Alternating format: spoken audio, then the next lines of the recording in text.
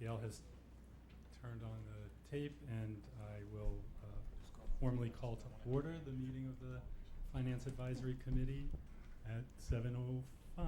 And I ask Gail to please call the roll. Could everyone please make sure that your microphones are on? So if you would push the button in the front until you get a steady green light. Also, throughout the meeting, if you could make sure that you speak into the microphone. At the last meeting, we only ended up with an audio version, and we're finding that if you're too far from the microphone or if you speak softly, we're not able to get it on the recording that we're able to have for the public. So if you would please be mindful of that, we would appreciate it. Thank you. Mr. Altenberg? Here. Mr. Konsky? Here. Ms. Griffin? Here. Ms. Harden? Here. Dr. Sawyer? Here. Ms. Latham? Here. Dr. Moore? Here. Mr. Spatz? Here. Mr. Tracer? Here. Ms. Wallingford? Oh, she's and Mr. White? Here. And although these aren't quite made for it, it really does work better if you hold it as a handheld mic, which I'll try to do. But when you're talking for a long time, it gets a little tiring. And again, Steve already said it, but we'll apologize that the video did not work. This is one of the experiments this committee is doing, is trying to do video, and we've obviously got a few kinks to still work out, but we're getting there, and hopefully we'll get it all tonight. Quick preliminary about tonight before we move in is just to say where we are, and that is that the main goal for tonight is to take a look at at two things. One is the expense side of the equation. We said from the beginning that this committee is primarily asking questions about the revenue side, about the tax levy and the fund balance. But of course, the whole picture is really important. And so we're going to dig into the expenses tonight, including some of the big drivers, which are the enrollment projections, the question about pensions, and we'll have Erica Lindley from EdRed here to talk about the pensions tonight. And then we'll also talk about the financial forecast and projection model, and we'll look at it both for its substance and also for how we can use that model that PMA has developed, and Steve Miller from PMA is here with us tonight to talk about that, and also their data analysis tools. So that's the big picture for tonight. And to get started, I guess I'll first need to approve the minutes of the last meeting, and I actually had two comments on them. So, which is that I've already told Gail this in the middle of page 5 on them. If you want to take a look, there was a place that was taken from one of the slides Todd did about transfers, and there were 3 bullet points there, and then there were a bunch of questions after, and they just got all lumped together, all those bullet points. So we'll just separate that out. And then the schedule of future meetings skipped over the October 21st one, so we'll just add that back in too. So anybody else have any comments on it? Then could I have a motion to approve the minutes as amended? So moved. And a second? Second. Thank you. All in favor, say aye. Aye. All opposed? And any abstentions for people who weren't here? Karen will abstain. So thanks. And with that, I would like to turn it over to Steve, who will talk about enrollment and then talk about the advisory leadership team and whatever sequence he wants to lead us through that conversation. Thank you very much, Jeff. So in the reports that we're going to be showing to you, these are reports that have gone to the board at some point in time already. The enrollment report went December 21st, 2011 to the Board of Education. And when we're talking about the enrollment numbers, this is where it came from, in case people are wondering. It came from this particular report. The report was done by Ayler and Associates out of Lisle, Illinois.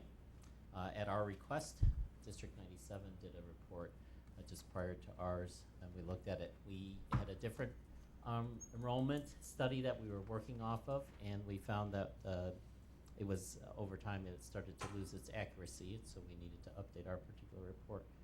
We found that we were being a little bit surprised by the number of students that were showing up at the door that we didn't expect. In this particular report, a few things to point out. In the introduction, I think that the important piece is at the very beginning. They're talking about how it really is a projection report for 5 years out. And that when you start going beyond the 5 years, they're just talking about trends. And that they know that the level of error can be quite a bit once you start going beyond the 5 years.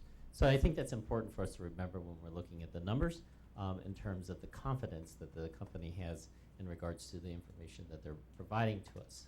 Another important piece is found in this middle area right here is where did they get some of their information? And right there you'll see that they did talk about working with the village planner, working with building and zoning, working with both Oak Park and River Forest, and a variety of realty companies and whatnot to get a sense of what's happening in the village. These are the main things that I just want to point out if you haven't had a chance yet to look at all of this. Indicators of change. Some of the things that they consider are the availability and affordability of housing, and this is why they were talking to the different companies around the village. They talk about community development. This is zoning, and so this is how we can get a sense of what's happening, what's being built around. Changes in birth statistics is more specific to trying to figure out what's happening at the kindergarten time frame for both District 90 and 97. They did study all of that because that impact will be seen in the high school, of course, based upon the students that are there. They look at the mobility of the population, employment opportunities. They talk about shifts in non-public school enrollments at the time that this report was happening. We were at a different point in our economy, and they were saying that more and more people were leaving the tuition-based school experience and going to public schools because of the financial situations that they were having. So they were seeing that as a particular trend that they were taking in mind as they were putting the report together. And then they talk about transportation changes and how it can affect communities. For example, if gas prices go up, and who starts moving because of the location of the village in terms of being able to get to and from their work location. So those were some of the things that they talked about. Our enrollment history, for the most part, has been relatively stable, and they now are, this report was showing that they expect an increase to take place. That was the history. The projection trends is the fact that during the 5 years at the start for the first few years, I don't have the exact number. I do have a table that I can show you that I'll bring up, is that we were going to see a slight increase, and then it was going to start to be a little more rapid in terms of what the increase was, and that's mentioned down here at the bottom, in case you're wondering where that's located, right here, where they start seeing increases of 131, 149, and 121 students between 2016-17 and 18-19. So that's where they were coming at. I think that then there are a whole bunch of tables. And instead of going through all the tables, I took one that I thought kind of gives a story, and I put it on a spreadsheet here so that you can see what it looks like. And so you have the school year. I just did it as a fiscal year school year instead of listing both of them. The enrollments until about 3212, the FY12, these numbers are more fixed, especially from FY11 back because it already happened. And I went and I tested it by going to the state board site to see, and sure enough, the actual enrollment was 3150, and that's the number that was placed on the table. So I wanted to make sure about that. For FY12, they had 3212, and we had recorded 3268. And then for last year, it was 3210, and we had 3221. This year, we are expecting roughly 3249, and I think we're on target. If not, we'll probably be slightly ahead of that, based on the residencies and then registrations. So we are, from a residency standpoint, because we started that very early in the year, we were pretty much right on target for that number. Now, not everybody completes the registration process, they may decide to move. So we'll see where we land now that the school year is starting, and that's where it's at. So the predictions pretty much are good for about FY16, and then from there it starts going a little bit further. New information is we saw that District 97 did an update to their report, and there are some slight changes in terms of what they might be expecting. So we'll do a follow-up with Ehlers to see if they can give us an update in terms of how that's going to, what they're learning about that affect us. So this is, when you're hearing about enrollment numbers and projections, this is the study that it's coming from. Steve, I have one question just to get us started on this, and that is, I know that in the out years they were just talking about trends, but it's noticeable that from fiscal year 18 down through fiscal year 22, it starts to reduce again, and so it looks like a bubble when you look at it that way. And I'm not exactly sure what they were basing the trend data on, but I'm just wondering if there were any discussions with them about that, whether this looked like it was a unique jump or and whether it really does look like a bubble, or whether it's going to be more long term. And maybe our two committee members who also have looked at this at District 97 might have some insights on that. I don't recall at that meeting that they went into great description further on the end, because they actually start to, they get a little nervous Right. talking about it when you get to that particular, Okay. because it truly is trend data, and they're much more comfortable with the 5 years. And I don't remember us focusing on that particular area. It'll be interesting to see when we do a follow-up a couple years later where that goes. Yeah, To see if they see a similar trend. So, so this is the documentation in regards to where all of those numbers are coming from. Any other question? I had a quick question about, you went through all the different elements that they considered. What were the key drivers for their findings of all the things that you went through at the beginning of the report? Mm-hmm. Let's see if they.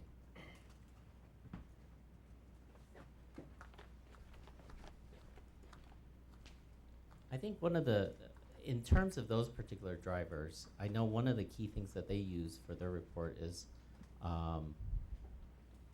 they wanted to make sure that the changes that occurred in District 97 to full day kindergarten were at least reflected in this particular report, because they knew that there was a bump in regards to at that particular point in time.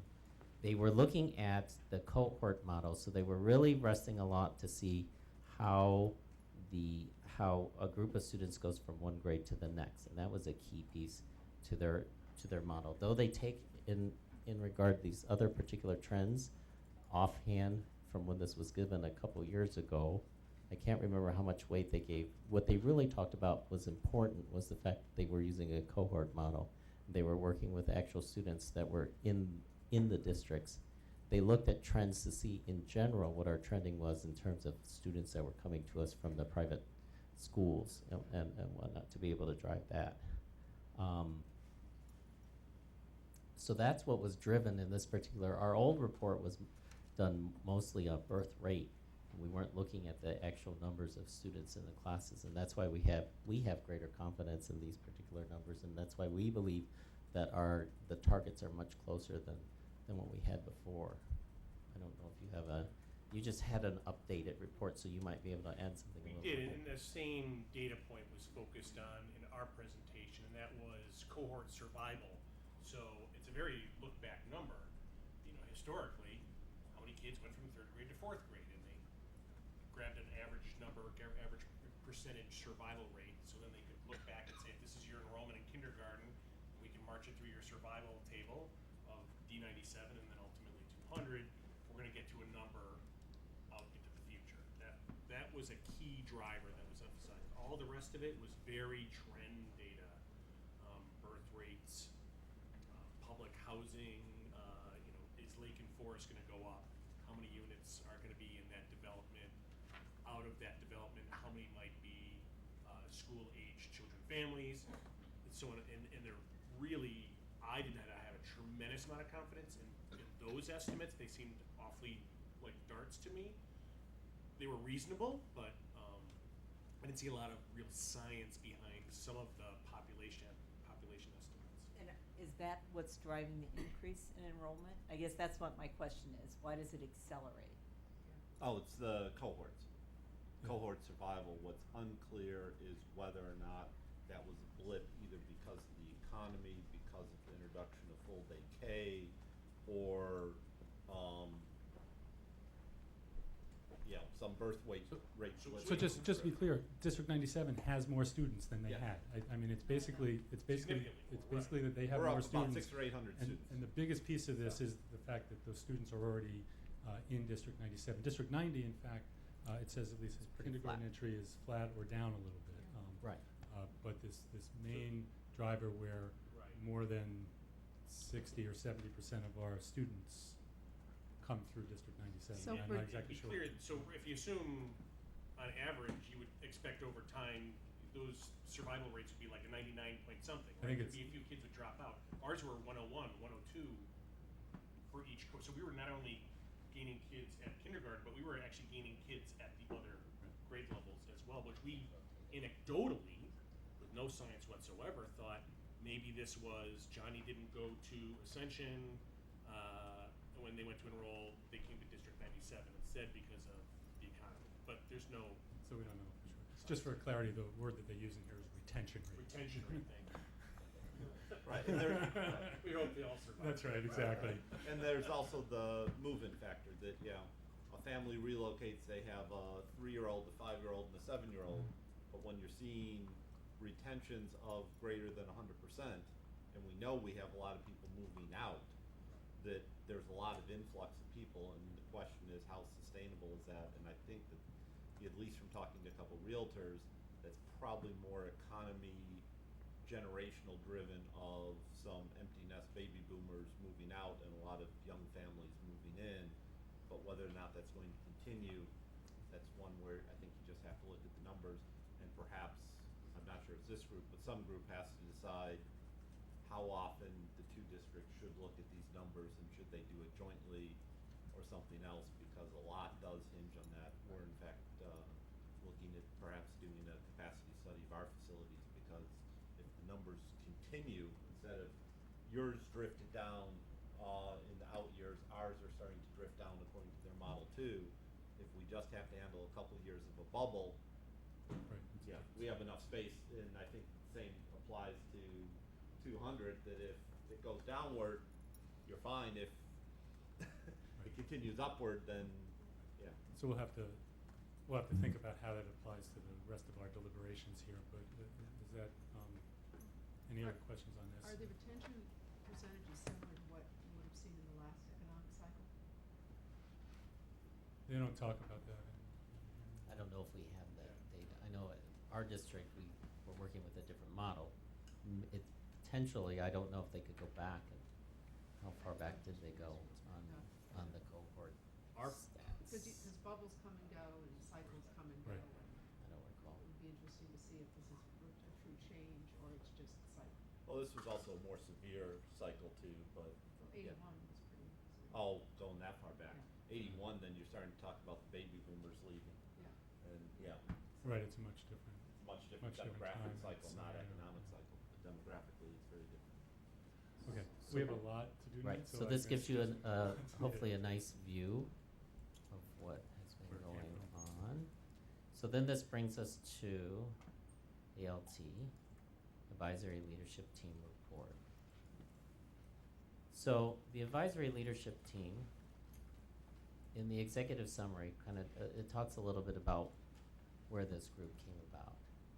And so this came about through another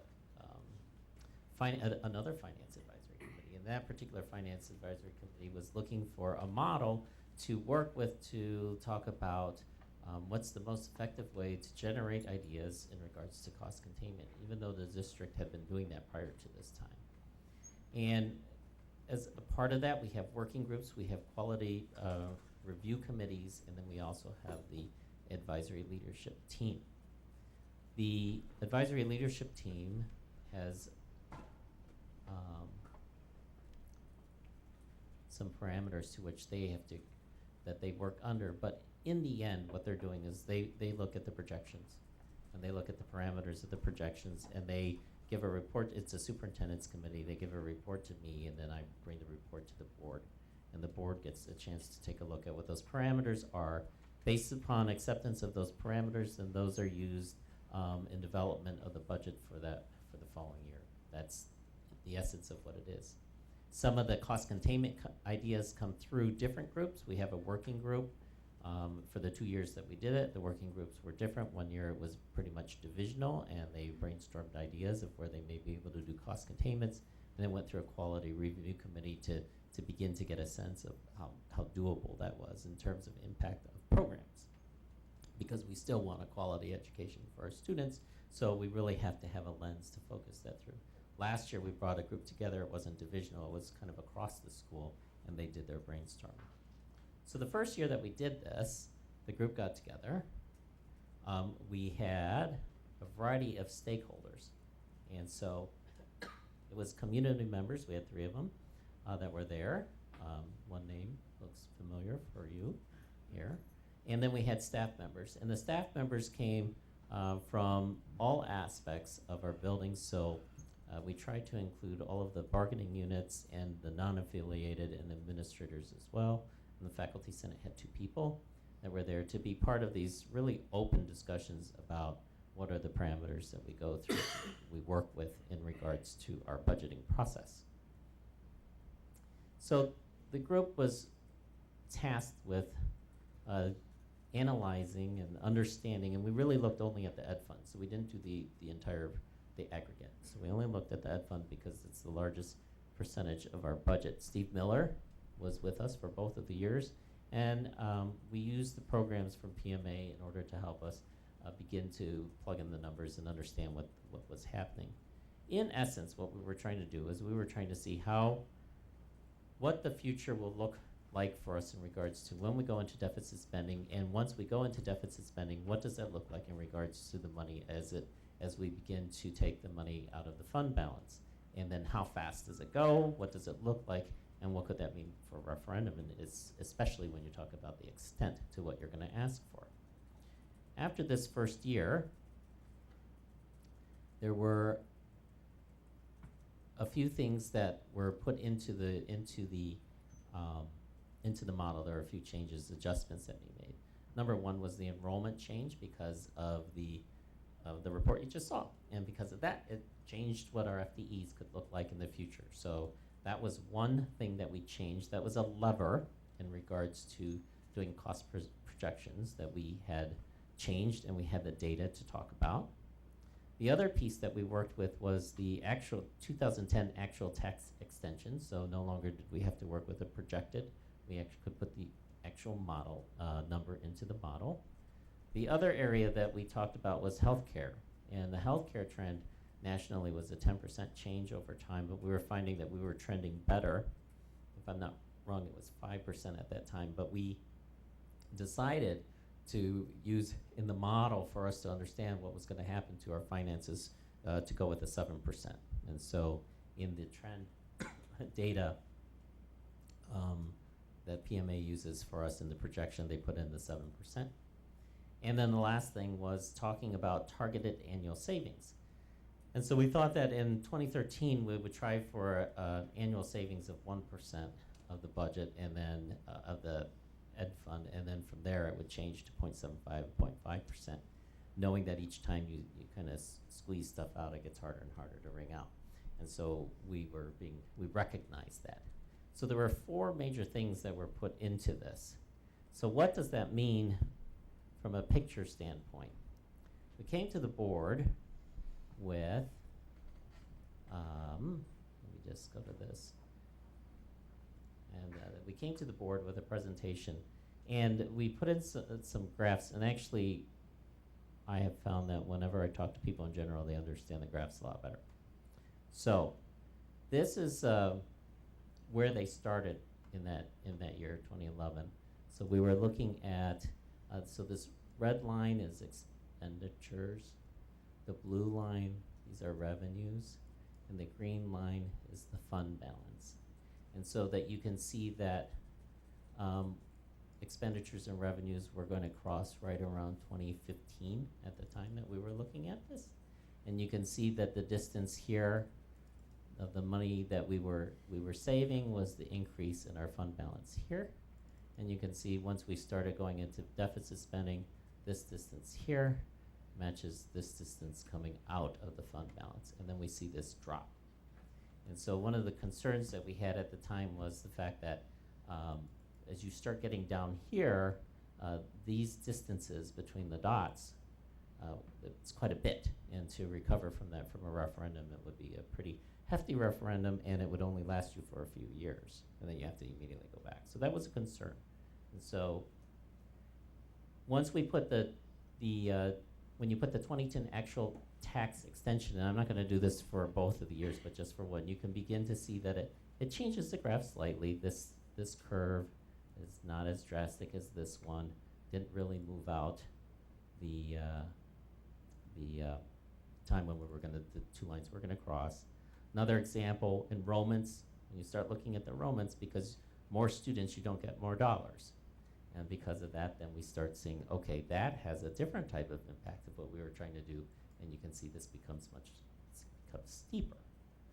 And the whole goal is to figure out how to push this point that crosses out, that was the goal, and how do you flatten the green line so that when you go to referendum, you're not doing this drastic emergency catch-up because you're spending out of the fund balance so fast. Then healthcare increase from 10 to 7%, looked like that. And then targeted annual savings. And you can see it's actually, when we try to do the cost containments, we begin to see some changes. So when you put it all together, this is the original, and you start adding them together, and then you add the tax levy, you can see what happens to the lines, and then you add it with the enrollment, and then you add the healthcare to it, and then you add the annual savings. You can see all of that work. What it did was it shifted, in that particular year, the crosshairs. It moved it 2016, and you can also see that the green line is not as steep out towards this end. And so then they went with the recommendations and said these are the 4 things that we're going to change in parameters. Then, in February 2013, the following year, when you take a look at the report, you will see the goals stayed the same. They didn't change what they were doing. We gave an update on the results from the year prior, and for the most part, we said that the education fund spending target was 51,964,138, and the budget amount submitted and approved was 51,733,332. So that was a big part of it, so we were coming in close. The cost containment that produced the greatest long-term impact as we were moving into that year was the teacher contract renewal, because currently we're on the 2nd year of a 2-year contract, and they had a hard freeze in the first year, which was shown in this particular in these numbers, and then a soft freeze as we're going into this year. We also did some other cost containment types of things as well. I'm just pointing out some of the highlights. There were some things that in other areas where we saw some increases in the budget, and we had explained what those types of items are. But I just want to give you a flavor of the bigger picture of what was going on. So that was the update from how well we did for the 2012. And then this was put in here because it was showing that we have some changing demographics, but even in the changing demographics that we see that we have, I think I'll show this one right here, that we're still seeing some gains academically. In this particular case, the blue bars show our change in low income, our number of students, and so you would read it off of this axis over here. And then the green line shows our composite ACT score over time, and you would read it off of this axis here. So we see that we're seeing some changes in our demographics. In this example was low income, but at the same time, we are seeing that we're still getting increases in terms of our composite ACT. The whole idea is that all of this work is supposed to, at the very least, ensure that we continue with quality education. We don't want to accidentally do something and then start seeing that we go on a spiral downwards. Then, planning for FY 2014, there was an analysis, and we did a variety of things. We had to look at potential cost decisions that could have an impact. And so one of them was the board ended up doing a partial reduction to the levy. But they examined what happens if you went flat. And they just talked about what it would look like. And the report kind of gives you an idea of what happens if we decided to go flat that particular year in regards to what the flat levy would look like if you went with the full levy, and what the reduction would be over time, and what the accumulated difference would be between 2014 and 2023. We also played around with the idea of pension. At that time, they were talking about some models, but tonight we'll get a little bit of an update. And we were looking at if we were to increase about 0.5% over time. And so we were playing around with that to get an idea of what it could mean. We also looked at the fact that there's the strategic plan. There's a long-term facility planning committee looking at the utilization of our building because of increased enrollment. And we also have we have 2 old pools, and that the pools at some point are going to need repair. And all of those are going to have a cost to it, and a lot of those this committee will be looking at. And that we could not necessarily land on where that would go. So we thought we're not putting it currently into the projection model, because we do not know where it's going to land. So based on what we do know is what we'll put in there. We also knew that at the time there was the discussion about the early childhood, collaboration for early childhood. So we started looking at what that would mean over time based on what the proposal was.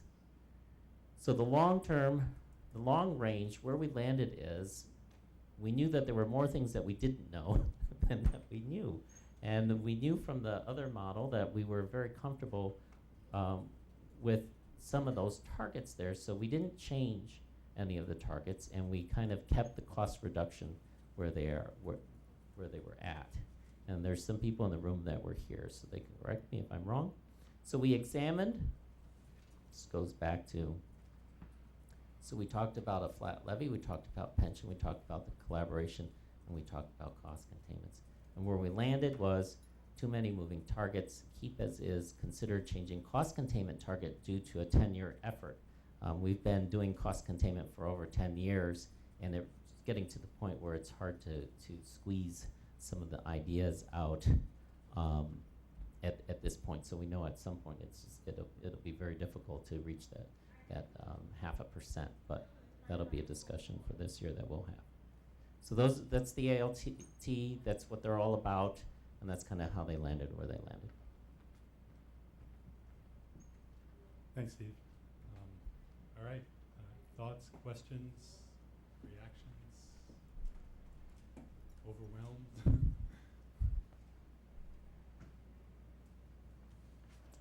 Okay, thank you. Oh, I can offer a Yeah, few Tom. comments. I can offer a few comments. I don't need to repeat a lot of it, but another set of eyes.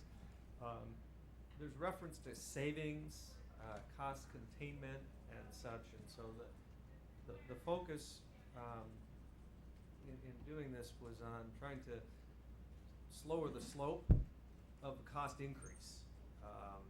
It wasn't necessarily cutting costs, it was decreasing the rate at which costs were growing.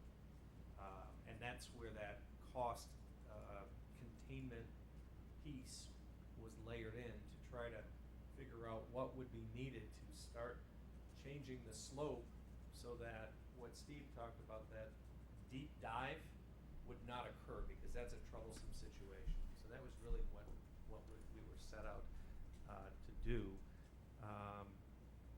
There are some cost reduction efforts that have been ongoing, actual reducing costs, but this is a blend, and the bigger piece was just trying to avoid or reduce the rate of cost increase.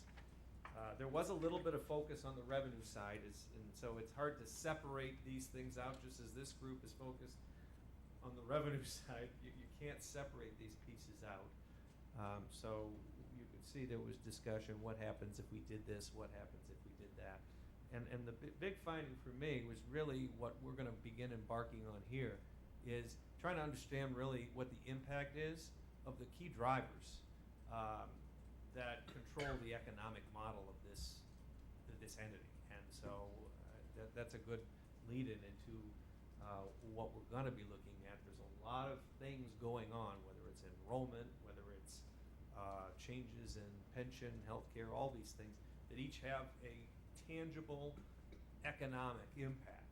And understanding how those pieces fit together is, and there's still work to be done, is really what the ALT was about to date, and it's work in progress.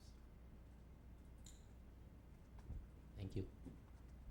Anybody else have any? Well, one thing we didn't do is we focused more just because to the future, and we were looking at the projection model. There was not a lot of energy expended on reconciling the present and the past. So we were kind of taking the model and going out, but not looking at it. And I think that's going to be a valuable exercise or part of our discussion, because you've got to be able to cross-reference where we are today and what we said we were going to do versus what we really did. So if you were looking to the future, what were the key levers that you were most concerned about that could have changed the outlook? So what were the key levers from an expense perspective? Okay. And so the key levers as we get into the model are, one was enrollment, and we can get into a quantified value of what enrollment means. The biggest lever is, the biggest expense is human, the human capital. And just to be clear, as a group, we were not to talk about compensation or any of that, so that was kind of a big piece, and we just focused on more than what would we have to do to the overall picture to change it. So that was a big one, but it was not the focus of ALT to get into agreements and contracts and all of that. So that was a little bit, I mean, it's a handcuff in terms of getting into the model, but it's reality. It kept us true to what our mission was. The healthcare costs are a component of benefits. Yeah, I mean, whether you call that a separate piece or not, healthcare cost was a specific line item that was looked at. Judy, I'm trying to think of the others that, I mean, those are the. I guess I was thinking healthcare costs as well as pensions. I know that you didn't get into the line item around Yeah, pensions were looked at. compensation, but Pensions were looked at, and I think the data was shown up here of what the potential impact could be, and I think that's going to be a specific discussion. So that one actually changed. It was a changing target during the couple of years. The assumptions changed significantly. Well, just one reaction I have on listening is I don't perceive the enrollment projections as a lever. That's background noise that you will react to. Your lever is classroom size. Mm-hmm. Your reaction to how you handle the enrollment. That's the lever you can pull. So just, you will deal with the enrollment. The enrollment will be the enrollment, but the cost to your base salary in healthcare, which Mhm. is FTEs, is how many kids you have in front of a teacher and how you structure your delivery. Excellent point. And we did, and I'm just going back a little bit, but we looked at it and looked at different assumptions in that. What happened if you kept flat, you kept your staff flat versus what the model ultimately is built on is a constant ratio of faculty to students. So, but there was dialogue back and forth just to look at that to see what the impact would be. Right, and then we also know that within that ratio, it misses a few of the FTEs. So for example, there's a certain point as you increase in student enrollment, a lot of the FTE we were looking at was in terms of what we currently have, and as it increases in terms of faculty in classrooms. But as it increases, you're gonna increase your FTE. At some point, you need to get another counselor, for example. You have to look Speech at, pathologist. exactly, or you have to even, and then also it changes your administrative FTE, because if your student intervention directors are administrators, and then you increase in the school size, you're gonna have to hire someone there as well. So not all of that, it's not a perfect science in terms of what we were working with, but it gave us direction to be able to understand where our decisions, what implications our decisions might have in regards to the budget. And one last thing, that this is taking some of the cobwebs off of the earlier days. We talked about what would happen if, we talked about technology just in concept. You know, is there an opportunity for technology or some other type of investment that if you made that investment would then, over the longer term, allow you to reduce your costs, you know, having a trade-off. But there were no solutions. You know, just the dialogue of those kind of things can exist. But the technology discussion really is really emerging at this point. So any conclusions would have just been picking stuff out of the air. Chris, please. Sheila, I have a question for you, because you were also part of this. What was the faculty reaction to this? Faculty was in support of working with the administration for the Financial Advisory Committee. We had faculty members participate on the large group. The ALT was a smaller group. We're just leadership, myself and Jim Hunter at the time. I would say that overall, the faculty was positive about the original idea, the first year's report, more so than the second year. But, you know, we played in the room with conversations that Tom is bringing up now that, you know, we didn't have to bring back to the whole faculty. Increasing enrollment 600 people, but leaving FTEs flat. I wasn't exactly taking that back and using that as my example of what I did. But thanks for putting it on TV. But I think that the faculty, along with administration and staff, have worked hard to do the same product with cost containments in various places, from office supplies to cutting back on transportation to cutting back on conferences. But we are at the point now where we've run out of ideas outside of cutting what we do for kids, having an effect on education. So the faculty was in support. Faculty wants to be good stewards, and so they were in support of the committee. Thanks, Sheila. I think that for our purposes on this committee, you know, the main reason to talk about this is so that we understand it, but also that we know that there's a process in place that's grappling with these issues, so that we don't have to do it all or try to do it all. The extent to which we need to keep understanding more about it, we can continue a dialogue back and forth between our committee and the ALT through I guess, Sheila, you're still on it, right? So is it continuing? You haven't met yet Right. this year, but we can. Yeah, but so Sheila will be there and Todd will be there, and I don't think we're letting Tom go back there, but I don't know. Actually, I have no idea. And the ALT, it's a learning curve for everybody that's there. And so when we talk about all these parameters that we're looking at, each year we only pick a few at a time that we go in depth. We're not able to do it all. And so there are a lot of questions that still remain, and maybe in your minds you might be thinking, well, did they think of this, that, or the other thing? And it may have kind of flown by, but we didn't have the chance to go in depth on everything. So, but it's all a work in progress. And I agree, Jeff, it's really about showing that there is a group that is being thoughtful about this particular topic. Okay. I'd actually like to just sort of get a sense of the group about what we should do next. The next thing we have on the agenda is the budget versus actual, which is just a one-page chart. But before you put it up, I'm just wondering if we should, I'm not sure how long that conversation will be, but whether we should talk about pensions first as a individual piece, and then we can look at the 5-year, 6-year history that Stevie did for us. So, everybody okay with that? Makes sense to you, Steve? Yeah. Okay. And I welcome Erica, and I'll let you introduce yourself because I don't have any other Perfect. information but your name. Thank you, Chef. Thank you. Good evening, everyone. My name is Erica Lindley. I'm Executive Director of the Education Advocacy Organization, EdRed. That stands for Education Research Development. We chop off a lot of strategic letters, and we get EdRed. Being education people, you get how we live in acronyms, right?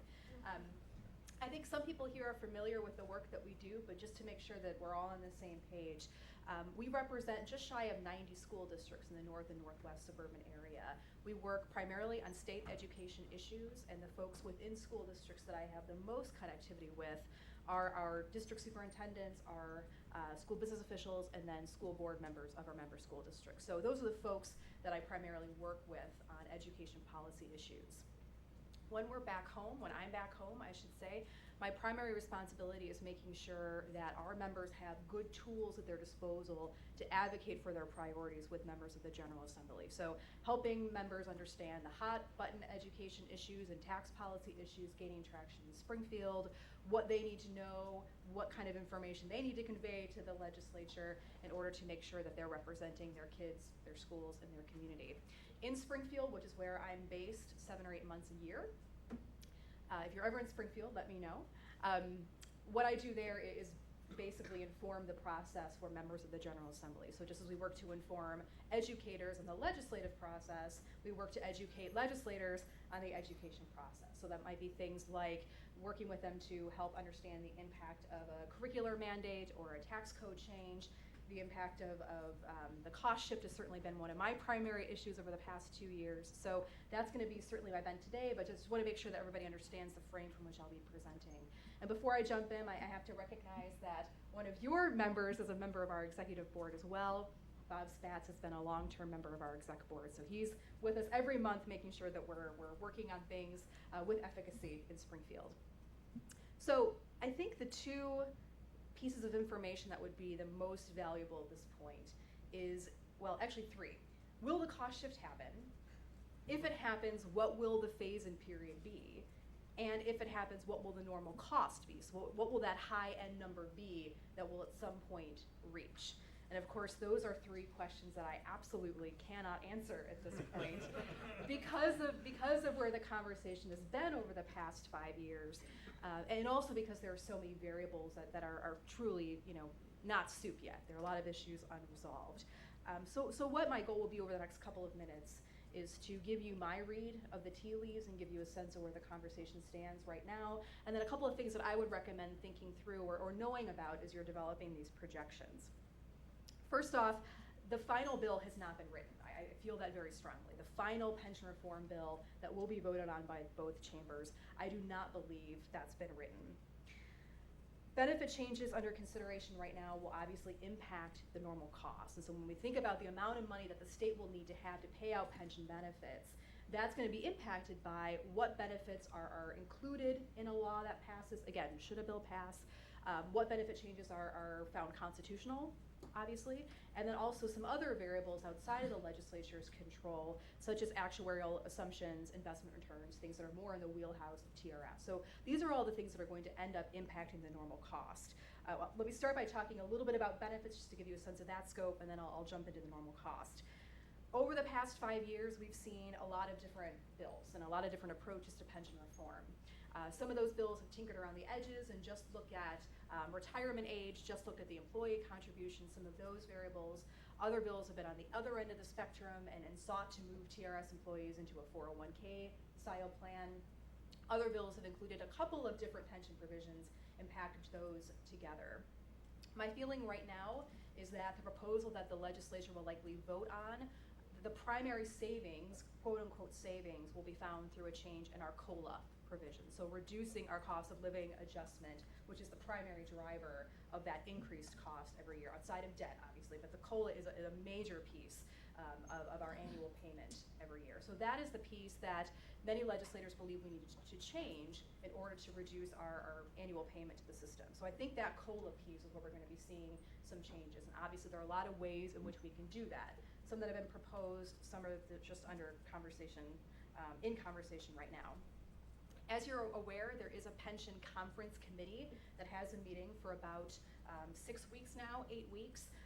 They have been taking this responsibility seriously. They've held 3 public hearings and have been meeting on a weekly basis, sometimes more frequently than that, to continue hammering out the details and get a sense of where the 4 caucuses might be able to land.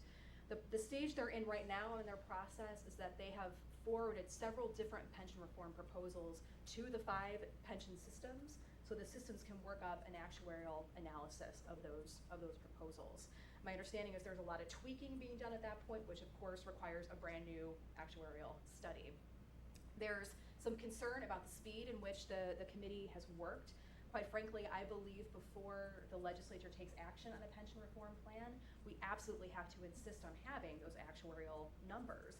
Otherwise, we're going to be making major changes affecting hundreds of thousands of educators, public servants, and retirees without having a full workup. So in my mind, before the legislature takes action, we all need to have a good understanding of what that means. Not only having the numbers in our possession, but understanding what that means for everybody involved. For our purposes, obviously that will be teachers, administrators covered by TRS, and then school districts that may be asked to pick up the normal cost. I think it's likely that the legislature will look at a pension reform proposal in October. They come back for 2 weeks in the fall every year to deal with vetoes and other legislative issues. There's some thought that maybe the pension reform, or excuse me, the conference committee may come back earlier in September and hold some additional dialogue. But my read right now is that the scheduled time that they have in October, in late October, will likely be the time in which we see a new pension reform proposal. Whether that passes, we don't know. Whether it will be found constitutional, we don't know. Again, I think they're in the final stages of having something ready to put out there, but we're still a little ways away from that being public. Something to keep in mind on the cost shift piece of this is that Governor Quinn, Speaker Madigan, and President Cullerton have all expressed their support for the cost shift. Their rationale is that school districts and community colleges and public universities, you guys have a responsibility of setting salaries for your TRS eligible employees. Therefore, you need more skin in the game, right? It's the phrase that they use, in what those cost and then paying for those benefits. Obviously, the other side of the coin is that all the proposals that we've seen so far, including the shift, have not given districts any new control over pension benefits. So on the other side of the coin, we can say, okay, you guys are giving us this new cost, but no mechanism to control that cost. And you're still going to be in charge of what the multiplier is to determine what that benefit will be, the contribution rate, retirement age, really all those pieces that determine what a person gets in their pension outside of salary, of which there are many provisions. That's still going to be in the hands of the legislature. So some of my members, I'll say, have come around to the thought that potentially there should be some better sharing, but quite honestly, without some new provisions to help districts manage that cost or control that cost, that's a very big ask for public districts and higher ed institutions to make. But again, I'll note, it's important to think through the folks who are out there in favor of this provision, and they've been consistent over the better part of 16 months in saying school districts need to pick up this cost moving forward.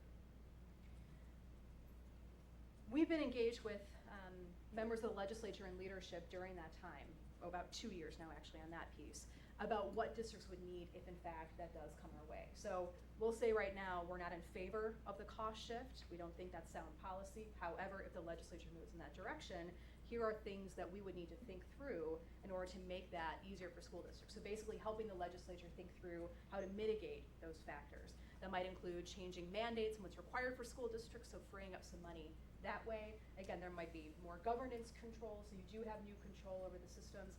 A lot of directions we can go on that, but it's safe to say that we have been active on the front, that if this does become law, here are other pieces the legislature needs to consider about how districts will actually make that work. The House did pass a proposal in the final days of session that shifted the normal cost of benefits for higher ed institutions. And so the higher ed community, so again, I'm talking about public universities and community colleges, they came together and developed a pension reform package that included pension benefit reductions and also the normal cost shift. So that proposal did pass with a bare minimum of votes in the final days of session in the House. It was heard on the Senate floor in the final minutes of session and did not pass. It failed by 9 votes shy of what it would needed to pass. And so that notion has been considered by both chambers as well. And again, the House barely passed it and the Senate turned it down. Right now, the legislature is looking at higher ed cost shift issues and K-12 cost shift issues differently. And of course, the major variable between our two groups is tuition, right? I mean, they have a huge lever that they're able to pull. Simply is not available to K-12. So what we've seen over the better part of 2 years is for many months, K-12 and higher ed were viewed in the same way in talking about the cost shift. That changed in the final weeks of session. Higher ed was viewed very differently than K-12 because of that tuition piece. So again, as you're thinking through and reading the tea leaves on your own, another piece to consider that higher ed is moving on a different track, at least at this point, than K-12. So a couple of numbers to throw at you. As far as the normal cost and where it stands right now, TRS is saying that the normal cost is around 7%. Now, you were just reflecting a little bit earlier about some of the things that we all need to think through and how we can really make projections on these pieces. The normal cost has changed over time. After they adjusted their actuarial assumptions last fall, the normal cost was around 9%. And so as we think through what the normal cost shift would mean for school districts, know that number is going to fluctuate based on a number of variables. But right now they're saying it's about 7%. Based on any benefit changes that are made, so reductions in COLA, changes in the retirement age, a cap on pensionable salary, all of these things could seek to lower the normal cost. So what the pension package is will determine what the normal cost is as well, but I think it's safe to say that if there are benefit reductions that pass and found constitutional, that number is going to come down. Another piece to keep in mind is that many of the pension reform packages included an increase in the employee contribution. So right now, teachers are paying 9.4% into the system, or their districts are making that payment or a portion of that on their behalf, but 9.4 of their credible earnings is what they need to pay in. Many proposals have increased that by 2%, going up to 11.4%. So a way to think about it is any increase in the employee contribution, that would decrease the normal cost by the same percentage. So right now, if we're looking at 7%, obviously the normal cost just with that piece alone would be around 5.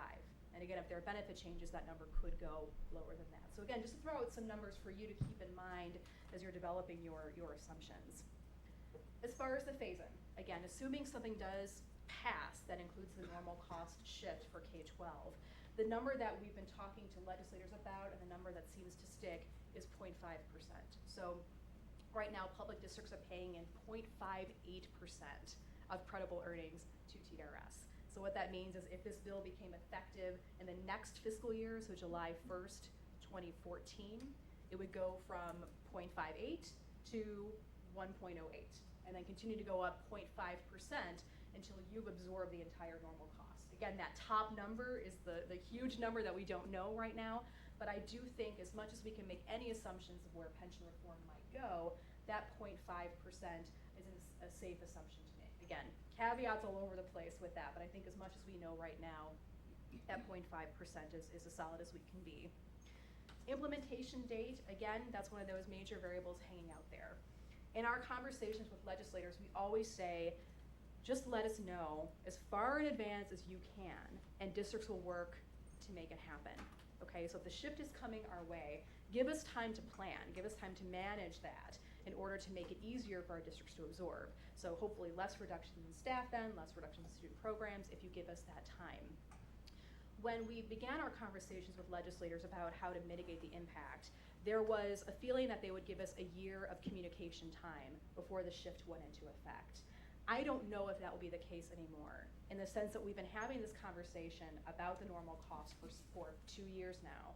So I think any district that isn't thinking about that as a potential, is probably reading the tea leaves wrong. So at this point, I think districts should be thinking about how they might absorb that shift. So all of that being said, I think if it is implemented, we may not get that year of communication time, that year of planning time, because many legislators feel like that's happening right now. So basically, districts should be on notice that this might be happening. That is your planning year. So if something were to pass during the spring 2014 legislative session, I think it's possible that the phasing could begin on July 1st, 2014. So just another piece of information.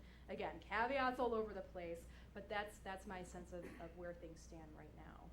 So my sense is you might have some questions to kind of flesh this out a little bit more. Happy to answer any questions you have, but that's my quick read on what's going on. Chris, please. So why does Ed Red oppose the cost shift? Our organization has a position against unfunded mandates. So our feeling is if the legislature believes that something new should be happening in our public schools, the state has a responsibility to pay for that. The cost shift would be the largest unfunded mandate that would come our way. So as I mentioned, in our conversations with legislators, we've been clear that we don't believe this is a great position to put schools in right now because of the financial situation facing many of our districts. To put that in context, this was the first year that we've seen a small increase in ISBE funding over 5 years. For the prior 4 fiscal years, our budget was reduced by $900 million. When we began, we were around $7.5 billion. Now we were, up until last year, we were down to 6.5. And so we've already seen massive cuts in state funding for public education. This year we saw a small increase that all went to general state aid, and so that certainly was beneficial to school districts that are largely dependent on the state. Communities like ours up here didn't see much of that, but we recognize the need to fully fund those schools as well. So going along with that notion that any unfunded mandate needs to seriously be questioned, that's where we develop our position on the cost shift. As we've talked to legislators, we've said, if this is the policy position of the state, then let's talk through the things that we need in order to make that work. Again, are there mandates that we could reduce or change in order to give more flexibility to school districts? There are some things around bilingual education and class size requirements. There are always issues around driver's education, and should that be a requirement for public school districts to provide? Special education is another one of those areas. If we provide new flexibility for school districts, will it allow districts to craft staffing to promote better instruction for students and potentially reduce some expenses there too? So we've tried to take a global approach to this and saying, if this is the approach the state wants to take, here are some things that we think would be beneficial in helping districts and mitigate that impact. So how do you justify that vis-a-vis the city of Chicago not being part of the state share? If this is an unfunded mandate, doesn't Chicago have a similar unfunded mandate? Well, my understanding is when the city of Chicago took over, the residents actually took over that cost in 1995, that was part of a larger education reform proposal. So that was basically built into their tax cap law. So when tax caps went into place, the pension piece was already on there. The difference in my mind is that we're being asked to do this in the other direction. So we already have tax caps. We're already limited through PTEL in our rates and what we're able to access from local sources. This would be a new cost for which we have no new local flexibility to absorb that cost. We just have to find a way to pay it. We're always going to be bound by PTEL and only able to increase our local revenues by CPI. So I view it as different in the sense that it was already built into the Chicago system when their funding formula was developed, versus us, in which it's being basically slapped on top of our tax cap law.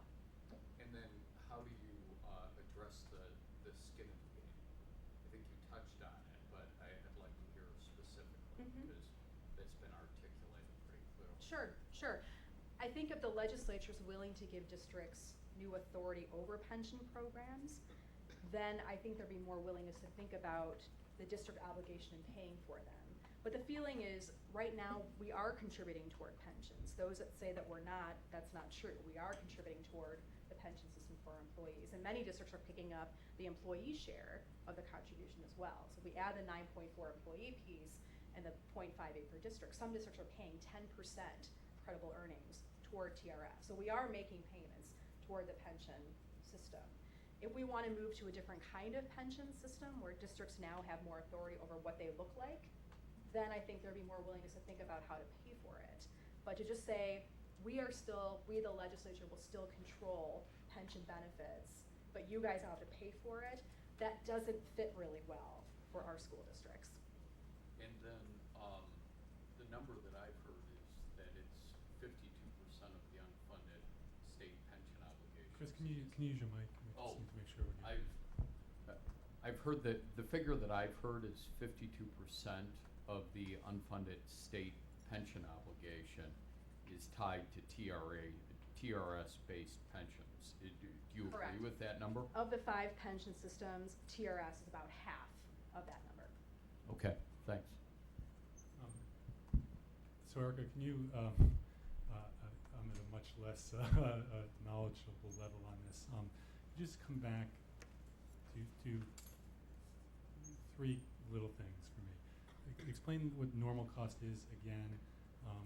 Explain exactly how benefit changes impact us as a district, and also the extent to which the unfunded pensions are or aren't, part of this conversation and part of our long-term risk. Is this, is this essentially covering that? Great questions. And I think some of the materials that are hyperlinked there include a piece that I did on some of the considerations for local school districts. So you've got an update there on the work of the pension committee during their first couple of weeks. And I think there might be another piece, or I can get you another piece that goes into some of those other nuances. So let me do those backward. Let me answer your questions Thank you. backward. In our conversations with the legislature so far, let me start a different way. Of the annual payment that the state makes to the pension systems right now, 2/3 of that is paying down debt.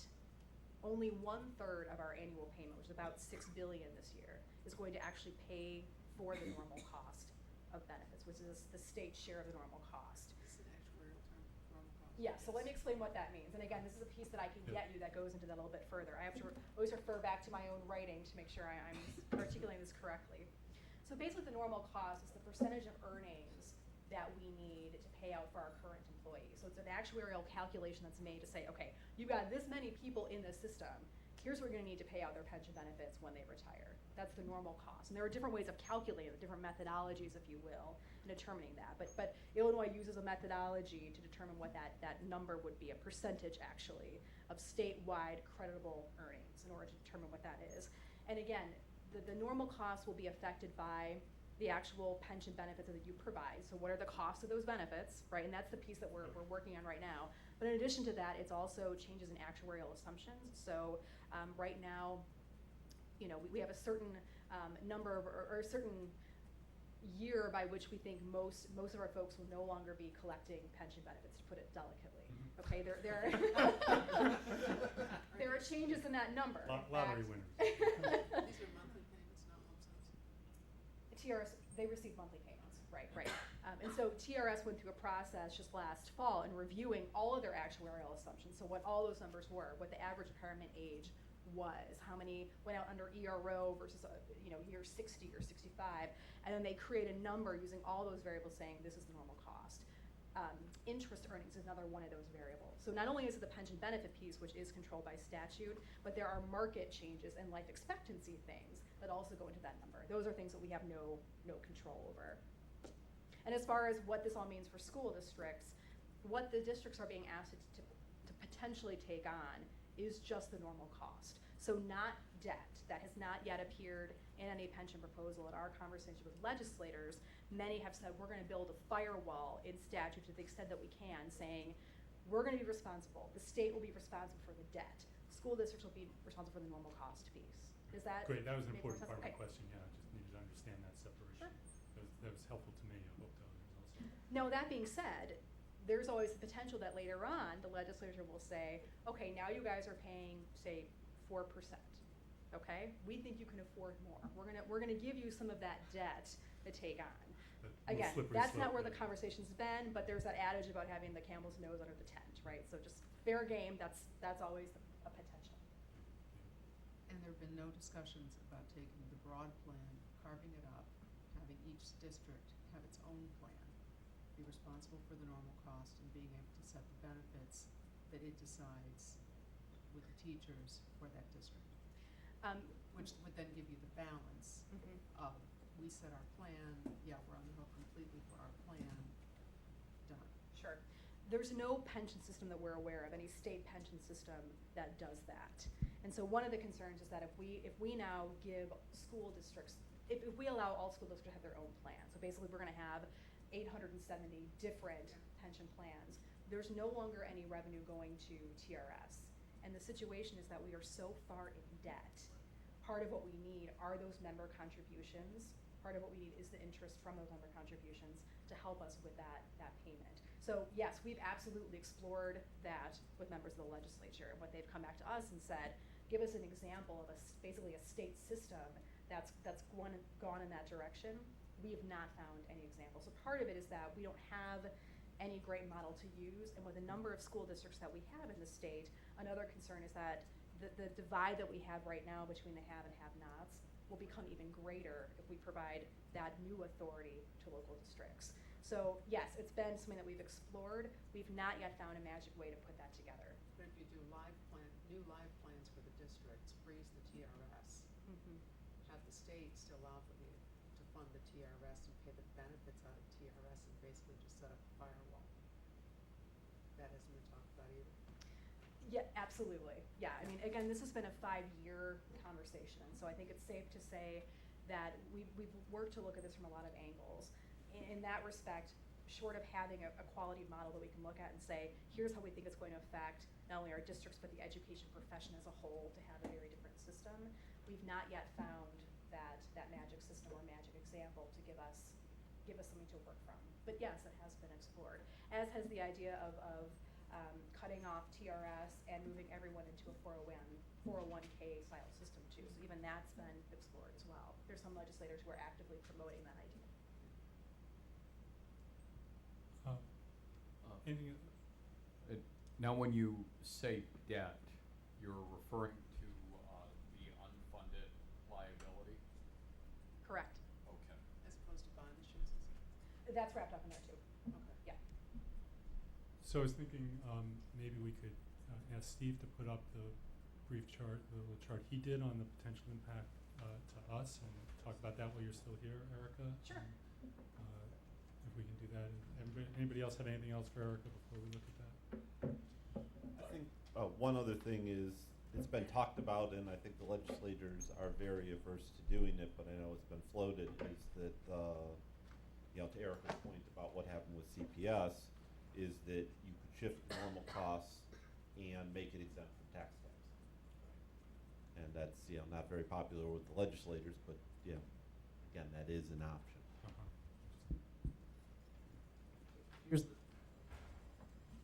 Here's the schedule I put together.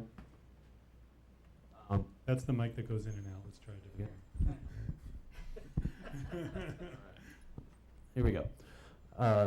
We've got roughly 27.5 million of TRS salaries in this year's budget. So working kind of left to right on this table.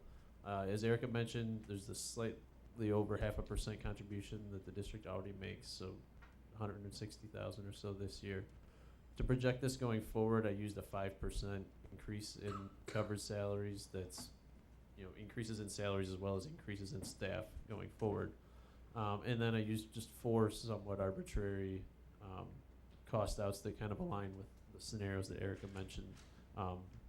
The 0.5% per year, capping out at 4% or 8%, and then we also did a higher level of a 1% per year, capping out at 4% or 8%. And these are similar to scenarios that we had looked at with the ALT over the last couple of years. So you can kind of see how those grow, and I took it out 10 years so that you can see, at 0.5% per year, it takes a while to obviously to max out. So across any of those scenarios, once you get out 5 years and beyond, you're looking at a significant impact on the budget of $1 million or more, approaching $3 million in that last scenario if you're capping out at 8% in 8 years. So that gives you a rough feel of your exposure. Any questions? And so if you were going to 8% at a 0.5% a year, it would take 20 years to get out to that. Right, so you haven't even reached your max. And I think I read somewhere that there was also discussion of 0.5% for 5 years and then going to 1% at the back end. Is that right? So that's another way this might happen. Sure. So I mean, we could write statute any way we wanted to. And toward the end of last session, you're right. There was a proposal. They're all running together now. I want to say that for the first 5 years, it was 0.6%, and then phased down to 0.5% until the normal cost was absorbed. And so there's been some playing around with those numbers. So that the one that we've seen the most the past couple of years or the past couple of months has been 0.5. But you're right that we could always do some things like. Erica, I'll probably demonstrate my political naivete. How come there's not any conversation at all about a constitutional convention where you could make those changes that need to be made in a constitutional way? I've not heard it even once. Is it literally the third rail? Doesn't come up? It has come up, though. I agree, not in public circles. It's one of those things that gets bandied about in the dark corridors of the Capitol, which there are many. I think that's one of those pieces that's hanging out there. So potentially, if there isn't resolution by some date, that the legislature may pursue that option. I think public sentiment, well, you probably have a better sense of what the public feels on these issues than I do, quite frankly, being a little close to it. But I think there's concern by some that there's so much concern and maybe misinformation about pensions right now that something like that could pass. That also opens up the Constitution then to future amendments as well. And so it's not just this one issue that folks are looking at, but what precedent might that set then for future conversations. I think one reason that a lot of organizations worked very hard against the Constitutional Convention a couple of years ago was the feeling that if they did have a con, this would be one of the primary issues addressed. Just to make sure we're all on the same page, the constitutional issue is about this is deemed a contract and you can't change a contract. The diminishment clause, basically. So once you're in the system, you are protected from pension benefits. It's one interpretation of that. Now, some legislators have said constitutions are not meant to be black and white. There's meant to be gray area. And I think a really good example, I know, but I think a good example, though, is our federal protection of free speech, right? That being said, you can't yell fire in a theater. So they are allowed to propose some protections on those limitations. But the feeling by some is that there simply isn't room in the Constitution to allow for any diminishment, any reduction in a pension benefit. Great. But to illustrate that, the contrast to the private corporate world, if I'm an employer, I can't take away the pension benefit that you've earned. Right. But I can freeze and not have you earn any more going forward in the future at any time. Well, that's what I want to Yeah, clarify. And go that's, ahead, Karen. that's what Yeah.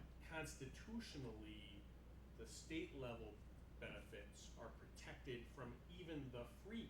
In other words, if you are earning at this rate, you have to perpetually be able to earn the benefit at that rate. At least that's how it's currently So- interpreted. That's the constitutional So I diminishment. graduate college, and I'm a newly minted teacher, and I join a school district, and I don't know what, 23 years old or something, 22 years old. So this whole constitutionality issue is someone taking the position that I'm 22, I haven't earned squat, but I'm due come age 55, 33 years later. At age 22, when I take my first job, I'm due the benefit I could draw when I'm 55. That's one interpretation of the Constitution, that once you become a TRS eligible employee, You don't or an have to have- SURS or SERS, You don't have to have you are in a earned- contract. You don't have that- to have earned anything, which is Well, the key I guess- corporate distinction. Because Well, in a No, corporate because world, if you died in service, if you stopped working, you would no longer earn it. But the school district doesn't have the right to freeze at any point. Whereas in the corporate world, I can say to you, the employee, we're no longer going to have a defined benefit plan. But you You're now can't- going to have a 401k. but you can't take away my earned benefit. But I can never take away your earned, well, it's a slippery slope in bankruptcy, but Yeah, right, I'm but- not supposed to be able to take away your But earned benefit. other than in bankruptcy, Yeah. and then you just go to the PBGC. And then you go to the PBGC. Right. Which may give you your benefits. Which is Might not be essentially- all of your benefits. What's the What's PBGC? Pension Benefit Guaranty Corporation is the federal program that backs up when your business goes out of business and you say, I can't fund the pension, We'll go you more pay deeply insurance. into that another day. Thank you. Yeah. Okay, any other questions on the impact on us? Is that piece clear enough for our purposes right now? And we're gonna have Steve go into the whole financial model in a minute, but I just wanna see if there was anything related to that that we wanted to cover while Erica was here.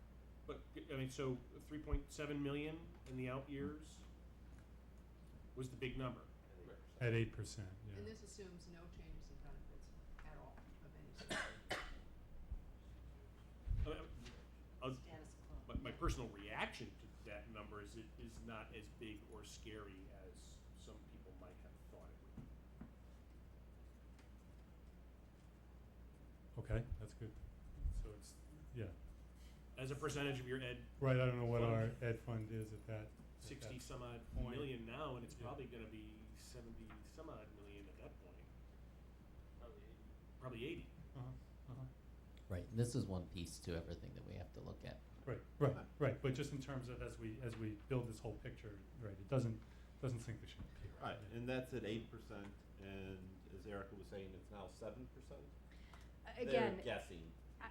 the way that I frame it up with most school districts is if I had to be a betting person, I mean, the number that I would be looking at is between 7 and 8%, knowing that there are all these variables, and we're living in a volatile market too, and so that will absolutely impact, and we also are seeing different rates of retirement too. So there are a lot of those pieces that we have no control over impacted normal costs. So I think 7-8% on the high side is a very valid number to use. And something else I'll just very quickly share as I was looking at Steve's numbers. One of the issues that we brought up with legislators is, again, if this is the direction that the state wants to take, something that we always ask for is predictability and reliability. So instead of saying, you guys will absorb the full normal cost, which we may not know if that bill passes at that point, because if there might be a constitutional challenge going on at that time, there's logic to saying, we're gonna cap your normal cost at a certain number. So we can decide what that number is, but the notion that instead of having that number floating out there for districts, let's give district an idea of what they need to plan for, whether it's 4%, 5%, again, fill in a number. But that's something that many legislators have found a lot of favor with. The legislative leaders have not bid off on that, but many rank and file members have said that makes good sense for school districts to have a number that they can count on as being their high-end number. This also relates to the reverse skin in the game. If the legislature passes benefits that make the normal cost higher than whatever number's agreed to, then they would have to pick up the different costs, and therefore, it's a combination of, okay, we're making sure the school districts pick up a portion, but since we control a big chunk, that this could be a trade-off as a way to make sure that the normal costs can't just escalate because people go to the legislature to say, well, you're not paying for it anymore, you just increase it, Right. which is frankly what happened in reverse. Okay, this has been very helpful to me, so thank you so much. I hope everybody else feels that too. Two quick questions. Oh, My good. 22-year-old example, is that the most common? Karen, you need to use your mic. My 22-year-old example, is that the most common understanding of what the constitutionality issue is? Or you said, because you said that is a view of it, but is that the most common Many view? law firms have issued opinions on this, and so there are a variety of interpretations of this particular piece and how it applies to current benefits.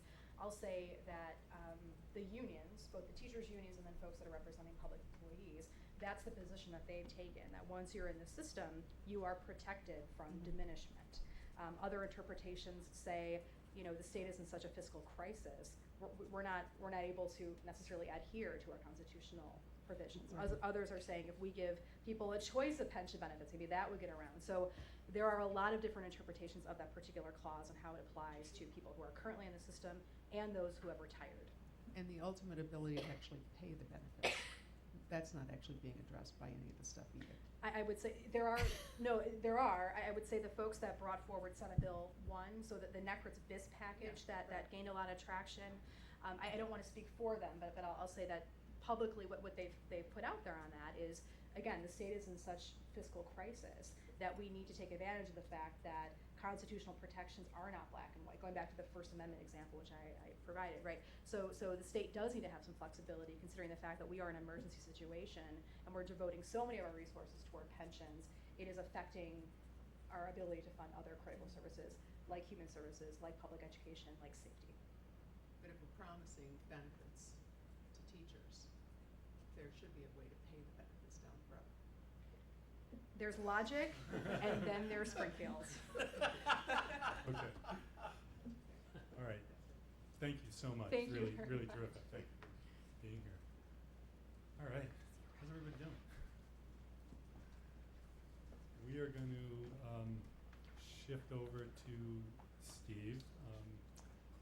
Why don't we start with the budget versus actual where we were, and then you can move us in your own pace into Sure. everybody else. Todd and I are going to play some musical chairs because I'm having issues with Wi-Fi on my computer. But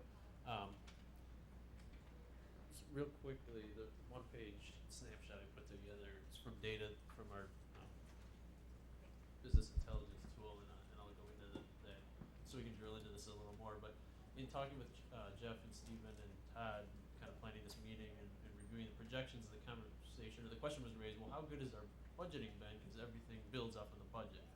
And that was something, as Tom mentioned earlier, that ALT hadn't really spent much time looking backward, or it was mainly looking forward. So this was an exercise that kind of surprised me when I put the numbers together. But so we got the column of revenues here first, budget versus actual. Most years the district has amended the budget in the spring, not every year. I don't recall. Steve, just real quick, are Yeah. these total operating? This is so this is all funds. All funds? All funds. All funds including? All funds. All funds. Okay. Okay.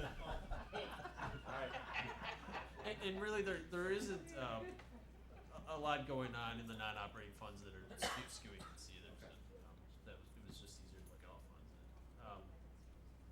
So the first 3 years or so, revenues were real close, but then you can see the last 3 years here, actual revenues coming in significantly better than budget. On the expenditure side, consistently spending much less than budget. Real consistently, receiving roughly $3 million better than budget. So that I kind of combine the revenue expense variances here and the cumulative amount. So let me flip over to 5 site here. Probably gonna plug back in.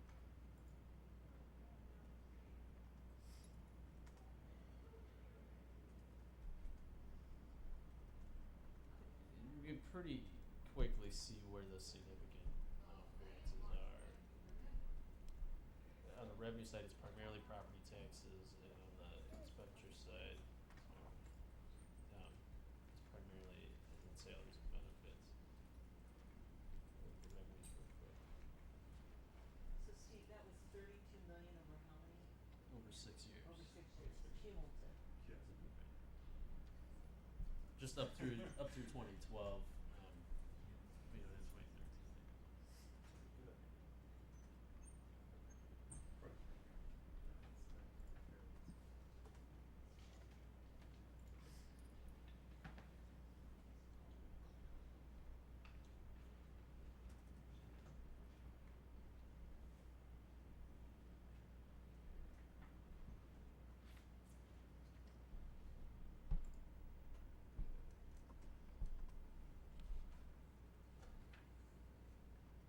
Run a little slow, but it's much better than my computer's doing. Bear with me here.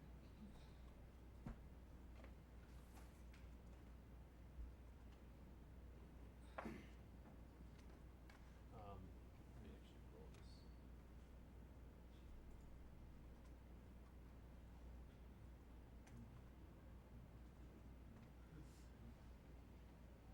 While that's loading, on Yes. the expenditure side, is this what discussion was earlier about this 10-year cost savings effort?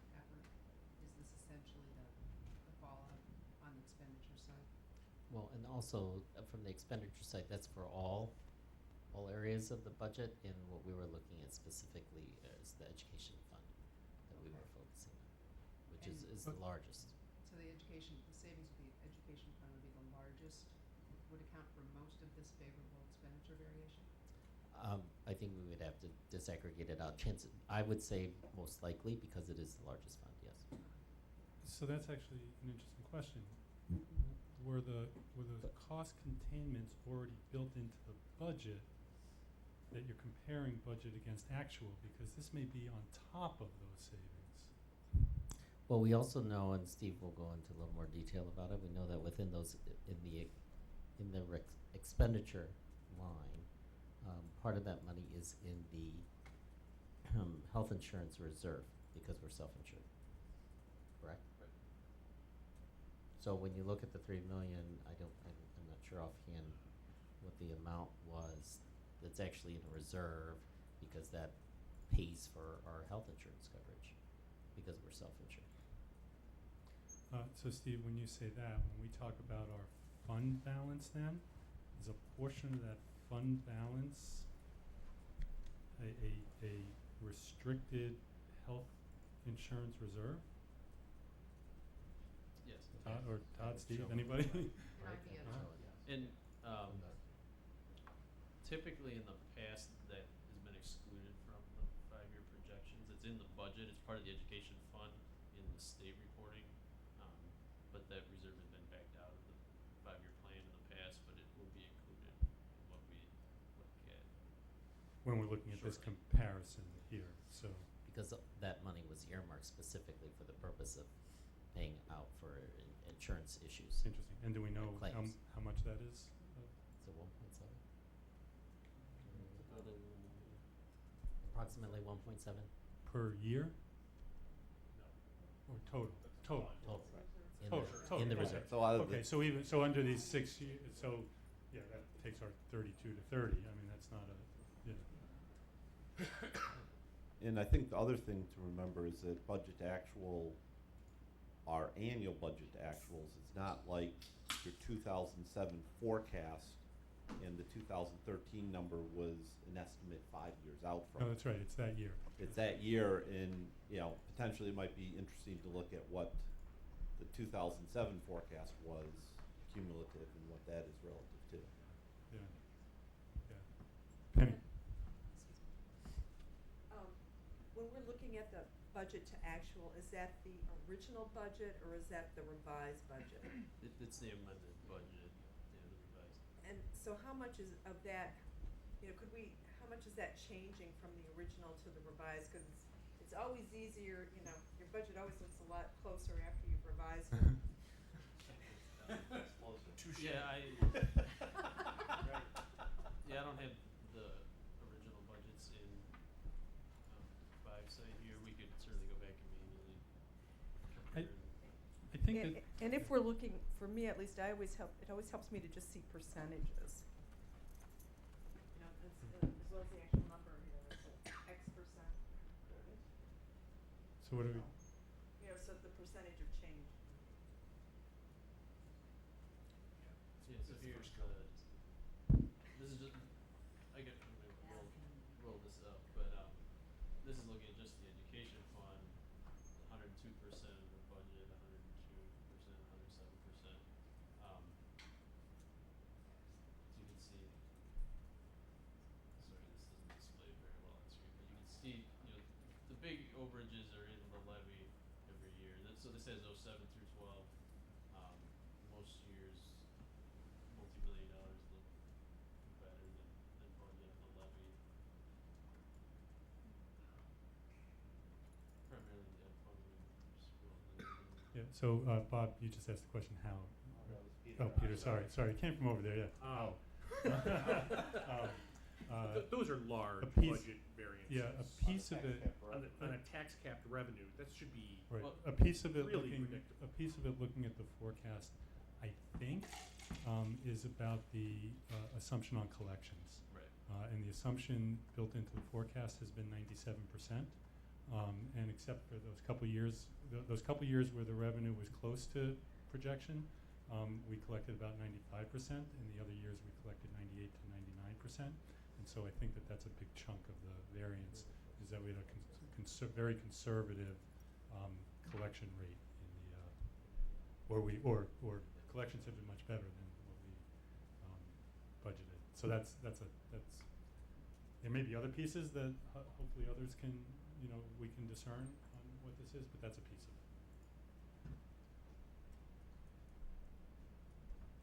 So, yeah, I don't want to Just- spend. No, I don't have a mic, so I'll Good. just talk really No, loud. no, we'll just. Um, Do we have an extra mic? So, I guess, and this isn't really fair to you because you weren't the person who Siri wants to talk to. But what's the learning? You know, when you look at it over multiple years, what has the district done to learn from their budgeting process such that you close that gap? I mean, in the corporate world, you close it. In other not-for-profits, you close it. How Do you actually have the learn from it? latitude? Are you forced to use certain assumptions, or does the school No. have the latitude? You have the latitude. So so we have yet to reconvene the ALT for this particular year. I think that the work that we're going through has been very helpful for Todd, because he's getting a crash course in our budget in an expedited way, maybe than if we didn't have this. And so that these are things that we will be able to talk about and take into consideration when we're having there. So you're right, there's a learning that takes place, but at the same time through this, it's really getting us to be prepared better for when we reconvene the ALT. I also think that it's a piece that we're going to have to think about in this conversation. You know, if this kind of variance is built into the 10-year forecast, then you know that curve we were looking at earlier is much flatter, right? So Yes. so it so we have to. I think we have to. I mean, this is a big piece. You know, this is really important. I think it also comes to a trust issue in terms of if the history of the forecasts have been under by $20-30 million every 5 years, and not even forecasts, but actuals have been under by $34 million over 6 years, there's a trust factor that has to be built back here as well, because anything that's a multi-year forecast, someone's going to say, well, okay, we add $30 million to that number and that's the real forecast, so we'll have to be careful about that issue too, because it certainly does call into question both the budgeting and the forecast to a certain level. Again, not in a negative way, just if you're looking at the numbers and the graphs, you sort of have to say, you thought you'd be at $80 million, you're now at 114. Right, and that's been part of the conversation over years, and it's part of why we're here. So it's important to unearth. I think it's tremendously helpful to identify this and to begin working with it, but we have to take it in first. You know, so. Steve, So I switched over to the expense side of things. I rolled this up to the object level, so just look at the education fund. Really, the biggest numbers jump out on the benefits side, as I mentioned earlier, where there's been some significant positive variances there over the years. Going backwards, adding a year at a time here. But that accounts for a big chunk of the difference in any given year. But you can see, red numbers are over budget and blue is under. And really, when you kind of look at most of the line items, tend to come in better than budget. Salaries have been real close, but the benefits, which the biggest piece is health insurance, where we've been consistently well under budget. And again, because you're self-insured, you have to budget, for your expected claims, and obviously claims haven't been as high as expected. Right. And that was some of the conversation that the ALT had with, what is the increase, that they took the annual increase from 10% to 7% in the assumptions for health insurance because it hadn't been going up, at the same levels as other. Is there any background to that? Is that just fortuitous experience, or was there an employee health initiative? Did you have everybody take their blood pressure? There are companies do these health initiatives. Was there something done here that you had such a positive experience, or was it just luck?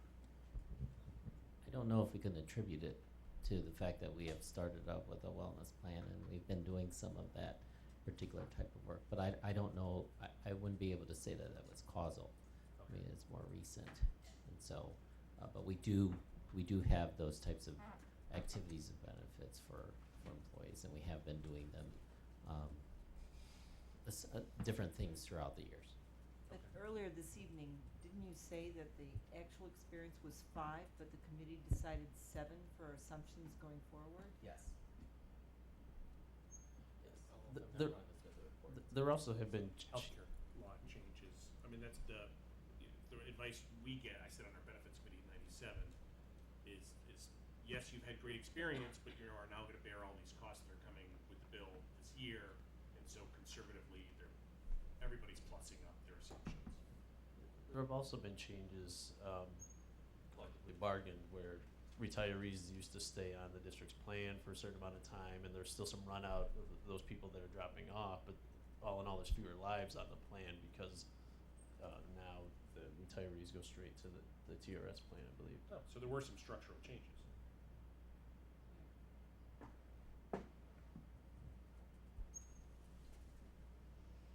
Okay, Steve, so where are we? We've been sort of working with just the budget versus actual. Do you want to, well, first of all, does anybody want to ask anything else about that, or should we go ahead, Penny, and then we'll.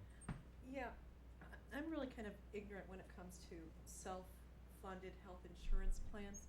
Can you just give, 2 minutes of background on how that works? I mean, do they, they look at, someone comes in and looks at the demographics and how it changes, and then they do the estimates, or how is that done, and how does it take into point the changes that are being anticipated for requirements for healthcare?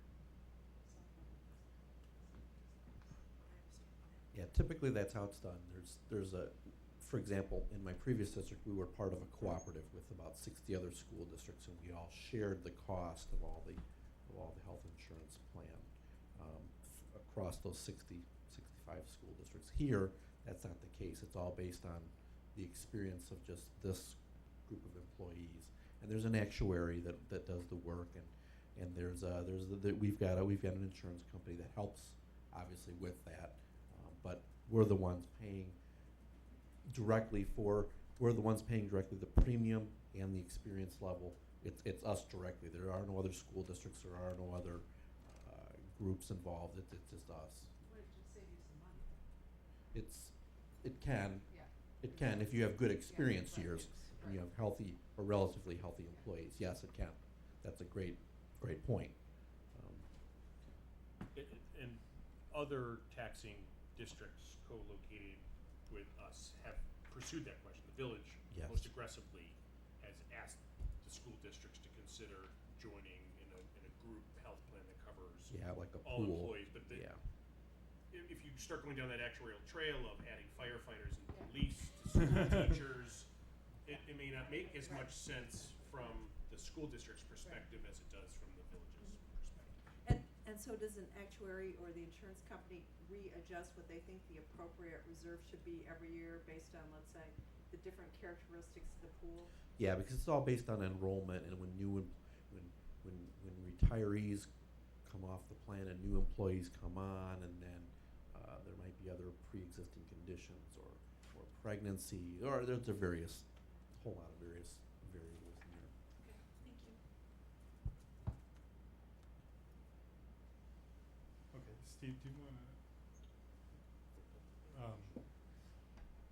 talk about the overall financial projections in the model and help us understand how, what it looks like and how we can use it in our deliberations going forward? I think that's the goal of this presentation.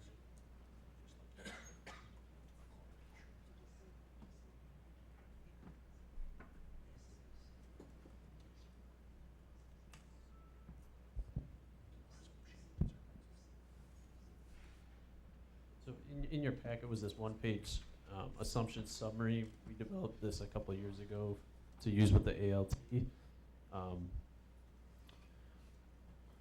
You want to walk through the whole thing, or Sure. The one thing I did add at Jeff's request was kind of a sensitivity analysis of all the variables, so we can kind of see what the bigger levers are. the first few here are property tax related, and so they're working on a levy year rather than a fiscal year basis. CPI is going to be, you know, the key driver on the revenue side. This 1.7 is a known already, and then the let me back up. All of these assumptions are the assumptions from the February 2013 ALT report, unless something is known and that replaced an assumption. So the assumption for CPI at that time was 2% going forward. And 1% translates to roughly $650,000 of annual revenue. And the way the tax cap works, you know, that builds every year into the future year's levy base. Steve, can I just ask you specific on that, on the CPI, that $650,000, that's just the sensitivity to the revenue? It's not, Right, it's right. not sensitivity to the whole model, it doesn't take Correct. into account. Correct. Thank you for that clarification. The next line is the EAV change. That really doesn't affect the revenue at all, or it does very minutely. The tax rate changes as EAV changes, and so you get the revenue that the CPI formula allows. Next piece is new property EAV.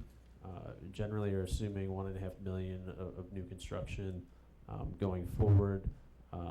This is the Madison TIF coming on out here. And I had posed the question to Todd to clarify the years for the Madison and the downtown TIF. He was meeting with Craig Lesnar because there's some differences between the two districts in which year we have that in. So he and I haven't put our heads together on that yet. But $1 million of new EAV adds roughly $50,000 of tax revenue. So given that most growth, if it's going to happen, is going to be within the TIFs, it's not going to generate, you know, any revenue at all. If it's outside the TIFs, it's going to be pretty minimal. So then we come to the collection rate that we alluded to earlier. The collection rate that we've been using is 97%. As Jeff mentioned, the actual collections have been closer to 98, or is like slightly over 98% if you look at the last 10 years. And 1% again is about 650,000. So that accounts for a big chunk of the variances that you've seen, budget to actual, when it comes to property taxes. Big chunk, but I mean, if it's 1%, that's 650,000, and the gaps here are 5, 2, and 2 million. So Right. we still have, we have more, and being able to have what the actual is would kind of make it more visible. There is a schedule in the audit report. I printed it out here somewhere that you could look up online. In the 2012 CAFR that's online, page 98 has the collection history if you want to track that down. Then the rest of these assumptions now are all on fiscal year basis. Other key assumptions, local, state, and federal revenues. The first one is interest rates. The assumption after the conversation at ALT with that was didn't want to try to guess when rates would start to move, how fast they would move. So we were keeping them at roughly the portfolio average for the district at 0.25%.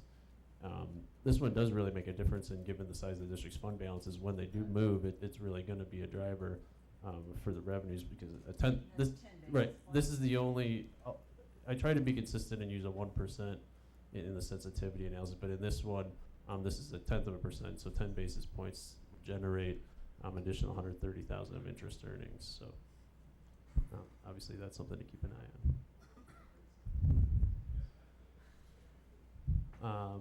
The other local revenue that we looked at was corporate personal property replacement taxes. That's roughly $1.3 million in the district's budget, so a 1% change there translates to 13,000. That's a share of the state corporate income tax, so that peaked 5 years ago and has tended to be go down the last few years through the downturn, but at some point hopefully that will go up. But the assumption from ALT was just keep that flat. Then general state aid. The foundation level is the per student amount that's set by the state budget. That hasn't moved in the last 5 years. And actually the real foundation level is less than that because they haven't fully funded general state aid for the last 3 years. This year, the proration was kept flat at 89%, and that was the assumption that ALT was using going forward as well. The district, it's about roughly $1.3 million of GSA also, so 1% change in the proration is about $13,000. Then the last two pieces, all other state grants as well as all federal funding, the assumption was keep that flat. So that's about $2.5 million. So 1% move is 25,000, and $1.8 million of federal. So 1% change is 18,000. Any questions with the revenue assumptions? Yeah, Yeah, go ahead. just my memory, and I'm pretty sure about this, is District 97 uses 2.5% for CPI. And I think for interest rates, we have it going up to 0.5% at some point in ours.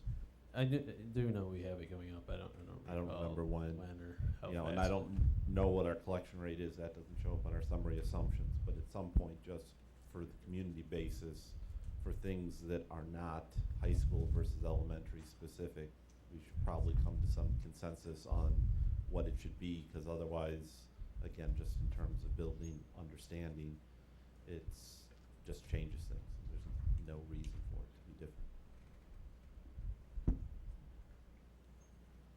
Other comments? Yeah, that conversation.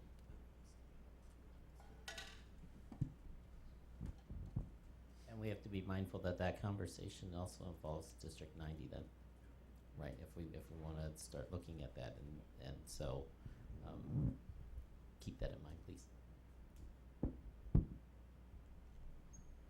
Thank you. Yeah.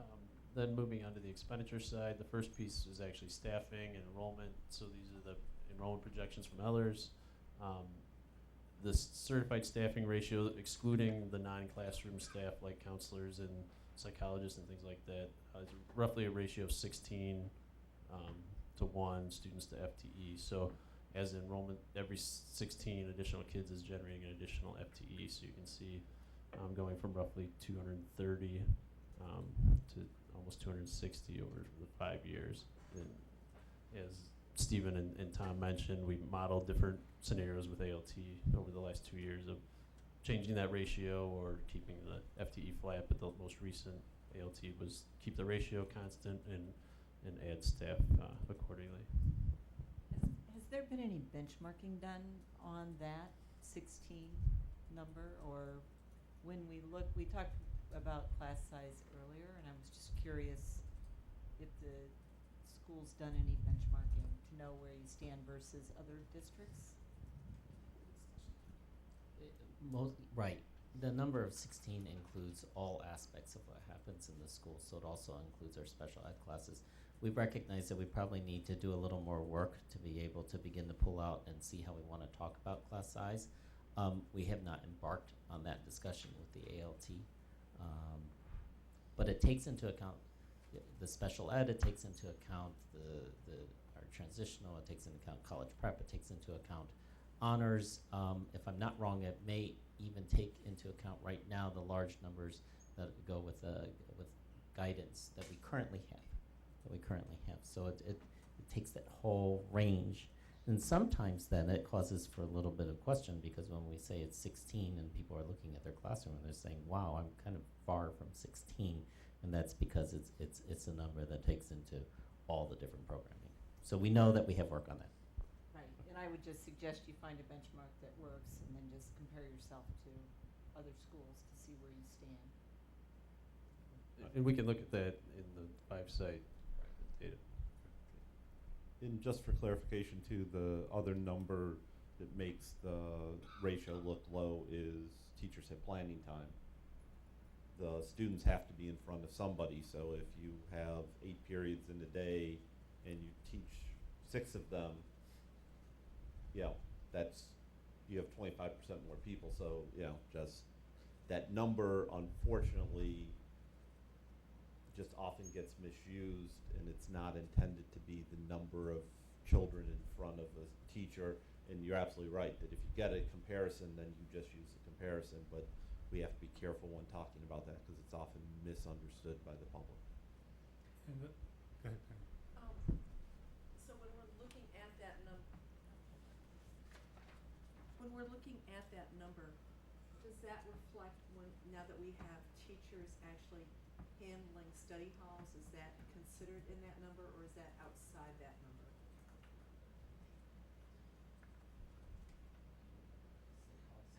I thought that is part of what that number reflects, because the study halls, the tutoring center, and so on. Yeah, I think it would be in there. Yeah, it is in there. Any student contact. Okay, thank you. Yeah. I mean, we can give you kind of the benchmarks for just the regular ed class sizes off, off the top of our head that we use for enrollments. They're not 16. 28 to 30 in honors AP, 26 to 28 in college prep, could be like 22 to 24 in a transitional level class. On average, that's what you see. Yeah, so there, I think there are two questions here. What, educationally, what are we doing, and then what are we modeling financially? How are we building it into the financial I model? think Bob's point is that most schools run into this problem when they have a teacher ratio number. Right, right. If you just use one single number, and what we compare, just let me finish the thought, Judy. What we compare it against is also, I wonder, if we can discern a benchmark group, because our special ed, as I understand it, is particularly high, our number of special ed students. It could be, you'd have to compare. But we It have would to be a compare that as more well. intricate So comparison. yeah, but go ahead, Judy. I think what prompted my question was, Steve, it might have been you who said that every 16 kids we add a new resource. And I just wanted to understand that if that Yeah. isn't the case, Right. if that is in fact the case. No,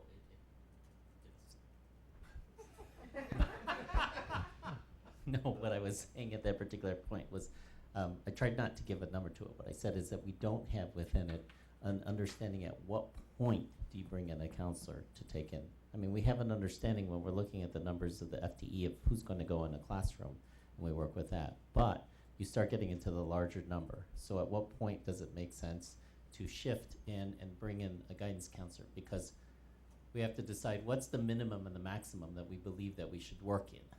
So when we get to a certain point, you bring someone in, it drops the number down in terms of the caseload, and what do we believe would be a good minimum, to which then it builds back up over time, to which you hit another maximum, and then you bring someone else in. So what are those ranges? And we haven't finished our discussions in that respect. So it's a little more intricate than the 16.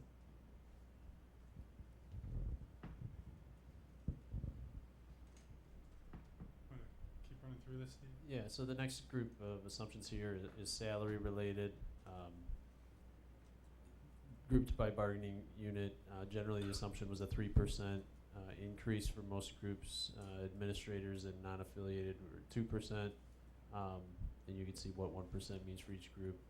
Obviously, the faculty senate group is by far the largest piece. This number doesn't tie out to the TRS analysis because this is just looking at base salary schedule amounts. You've got stipends and subs and a lot of other TRS salaries that don't fall into these first two buckets here if you're trying to tie those numbers up. Before you move on, what's the average step here at 200? It's 1.5? hold on. No, it's higher than that. I did that math today. It's about 2.8. But there's a pretty wide range from less than 0.5% to almost 5%. It is really dependent on where you're at on the schedule. Then on the benefits side, the two key pieces there we've talked about quite a bit already tonight. The TRS piece, the ALT model did not assume a cost shift, so it's just the ongoing 0.58 that their district's already paying, and then Just on that, Steve, the 275%. That's based on this year, and the model you showed us before was actually increasing right. the total salary. All of these, which is why all the sensitivity is based on 24. $2 million, Right. not 3. Right. And then the medical piece that Stephen mentioned earlier that ALT suggested to drop from 10 to 7%. So that's roughly $5 million of medical insurance, so 1% is $50,000. And that's across all funds, the medical insurance piece. Then we get into the individual fund assumptions for the non-personnel costs. Generally, using 2%, I don't know if that's consciously or subconsciously linked to CPI, but for all the main education fund items, purchase services, supplies, capital outlay, 2%. So that's a total of about $7 million worth of costs there. And then the tuition piece for special ed outsourcing tends to be a cost that grows at a higher rate. So the assumption there's 4%. O&M fund was using some higher amounts, I think, due to the uncertainty of utility costs. And 2.5 for purchase services. Most of the utilities are in supplies, like the electrical and gas. So there's a 5% assumption there. Transportation is at 4%. And then the other pension fund, the IMRF pension, it has its own fund. And the assumption was that the contribution rate was going to stay flat. The district has already absorbed the impact on that pension fund's losses over the last few years, and so their rate has climbed, and we I think thought that was the kind of the cap of that rate. And then the tort fund is a separate fund for property casualty liability insurance. There's a 10% factor there. And then the last piece was the capital plan, and I know you're going to be reviewing that at a later meeting. So this is the old sort of capital plan, which was generally $5 to $6 million per year, but there was a smaller amount for 2015, more like $4 million. I didn't change this. This is based on last year's capital plan. So that's basically being funded by transfers from the operating funds to the capital projects fund to do those projects. Excuse me. And Steve, a question, because you use the words in terms of linked to CPI. Yeah. So as you look at everything there and the way it's constructed, because we're going to get into it, are these all independent, or are they tied to CPI and how we're going to look at it? They're independent. We can link them if we want to, but they're currently independent. Right, what District 97 does is, in the model itself, they are independent, but anything that isn't a major driver, we just say for simplicity, just set it our CPI assumption, and we do, again, a couple things we change. For instance, I think the only thing that we're higher than is tuition. I think we have it 8 or 10%, I think, increase, just because we've seen more growth in that. But yeah, in general, everything's set at 2.5, which is our CPI assumption. But again, they're not technically linked. They're just by practice. We use the same assumption so that if you change one, you change them both, but then figure out which are the drivers that we want to pay more attention to. And so we do have a different for tuition. We do have a different for medical insurance change. Can't think of anything else we have different. Just to clarify for those who are watching the tape at home, that the tuition is not what parents are paying for kids to go here, but that is what the district is paying to educate special education kids. It's for generally students outside who of are the our district. students who have to go outside the district for special programming needs, right? Okay, so let's just pause here and say we have about 10 or 15 minutes left to keep to my promise of meetings ending by 9:30. And my question now is, how does this help us? As a model. I mean, the numbers obviously help us understand what we're looking at. But is there anything more that we need to think about how we would use this model in our deliberations? I'm still trying to figure out how we're actually going to answer the question once we get through this whole period of taking information in. And I don't know, Steve, if you have anything to say about that, or if anybody else does, just what are we going to do going forward? Is it just looking at this and being able to play with some of those assumptions helpful? How are we going to do this? Does anybody even understand the question? I'm ready for that. Well, I mean, to me, the prior sheet which showed the variances is critical, because how can we, new information, but if we're off significantly in what we've done, then we need to recalibrate, and see what that does to the The model. projections overall. yeah. Otherwise, you're continuing to stray, at some big numbers.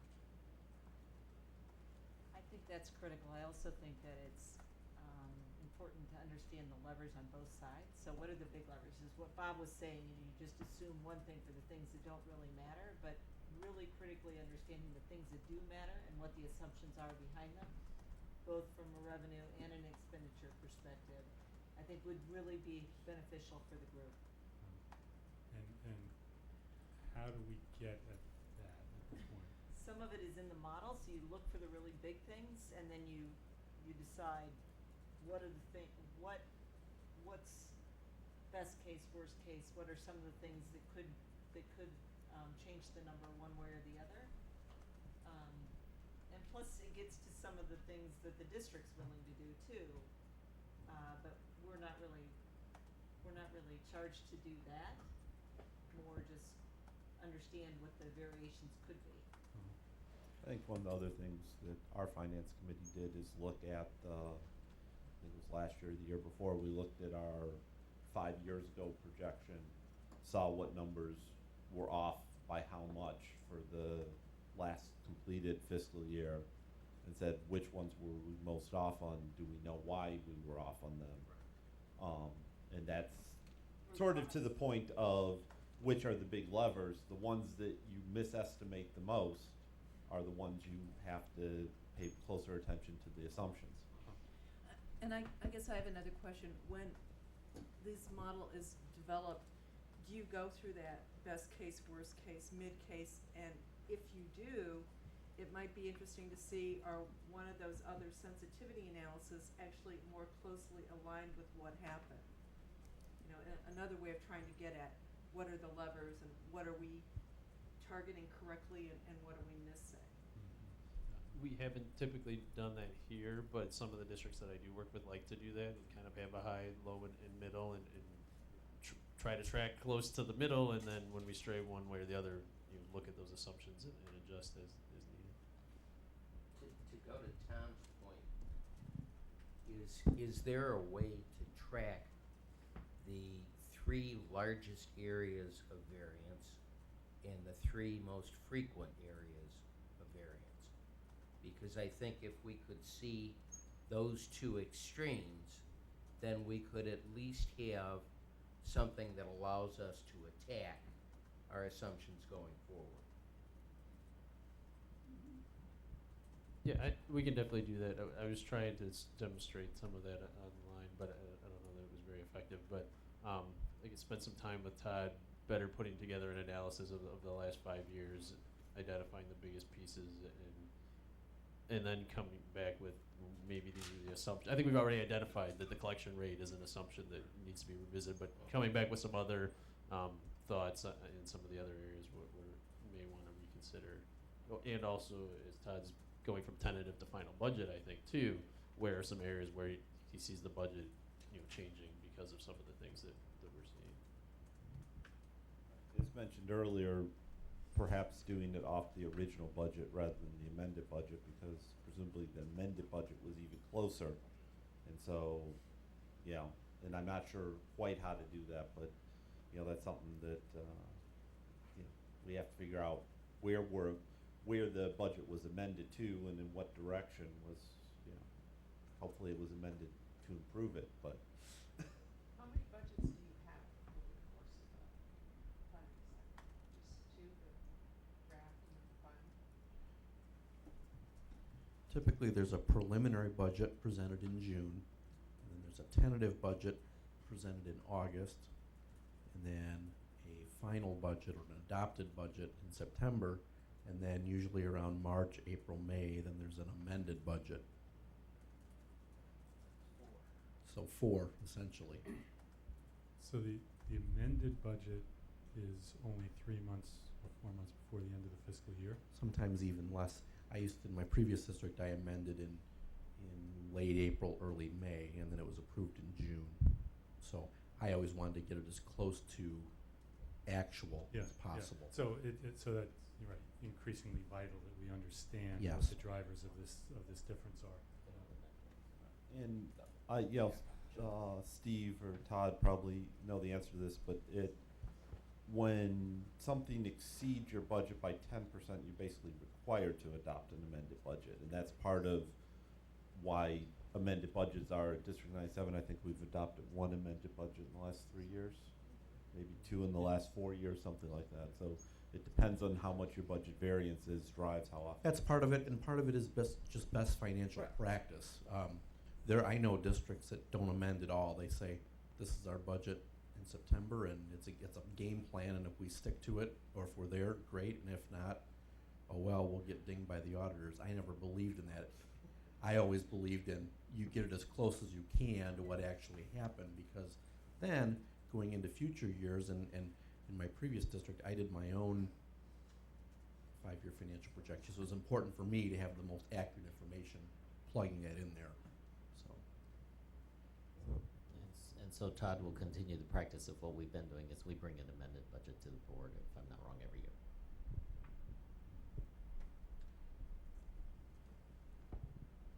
Judy? So I do think that understanding the variance is really important, but I would take the group back to what are the primary sources of revenue, what are the primary sources of expenditures, and what are the key assumptions behind them that are driving the forecast? Because I think that's looking, again, forward. You should look back to understand what the variances has been, but once you understand that, then you really need to understand, what are the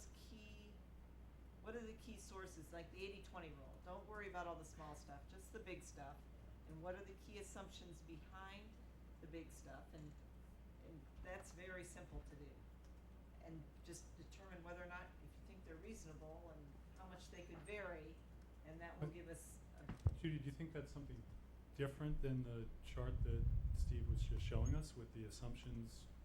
I'm not quite sure. I didn't do a what good job of highlighting where the revenue, what's the largest source of revenue, and then Yeah. what are the key assumptions Yeah. behind those? It was just all the assumptions, which, Let me show you a couple of graphs that I think address it. So this is all funds revenues.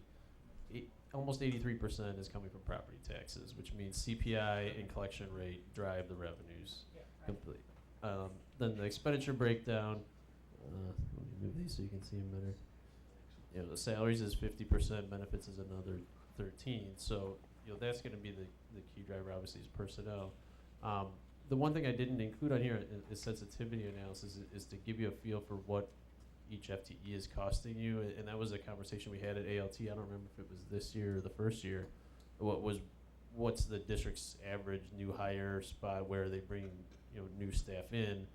We did adjust that down based on, I think we had been using master's lane step 5, and they weren't hiring teachers at that high a level, so we're now using master's step 1, a little bit under $60,000 when you roll in benefits and everything. It should still be a master's. Is it? Yeah. Okay. Sorry, I must be thinking of a different district. Anyway, roughly $75,000 probably with salaries and benefits per FTE. All in? So that, Salary and benefits? right. And is that new hire or is that average overall? No, that would be the new hire. As we're looking, the driver on the expenditure side obviously is, the raises, but also how many people there are. And so if you're thinking, $75,000 per each of these additional FTE, that's really driving the expenditure growth side.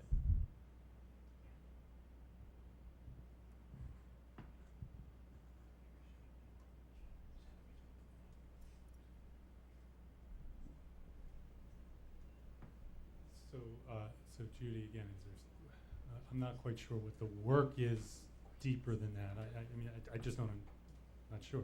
It may not be that much more work, but I think it's helpful to, because we ended up doing this years ago.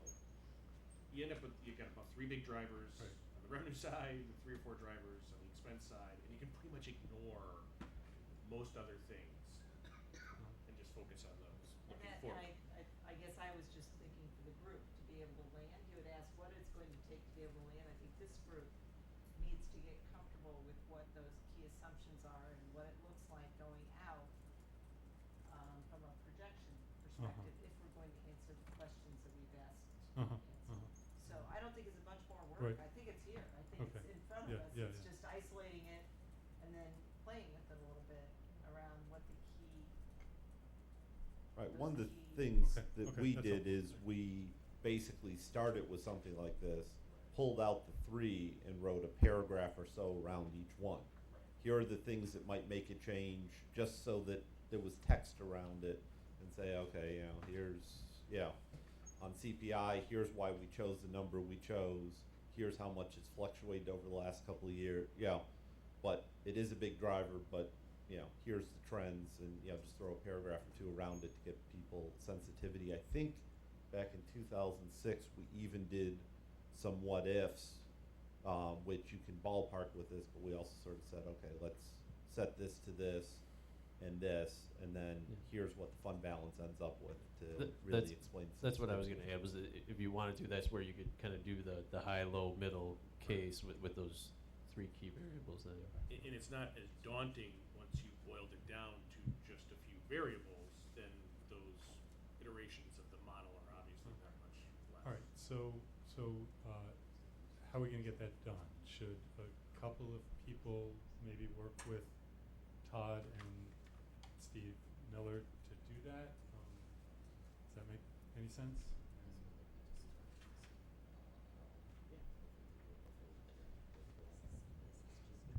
I think one of the best ways to get this expedited so we can get started is that typically after these meetings, we debrief anyway to look at what information we're gonna have to gather. So why don't we give Steve, Todd, myself a chance, and we'll take a look at what people are saying to get an idea of what the scope of that work is.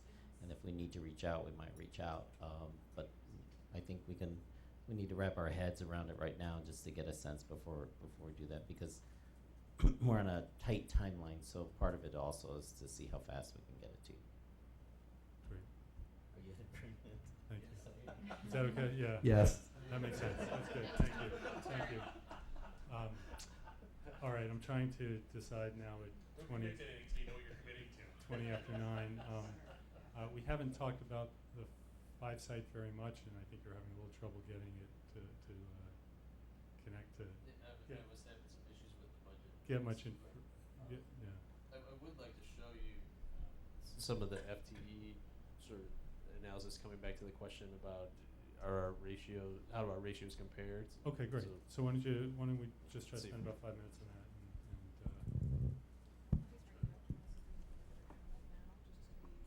we know that we had one, and that's why I'm trying to do this in 5 minutes, and then I don't see a lot of visitors out there, so we need to know. Thank you. Yeah, yeah.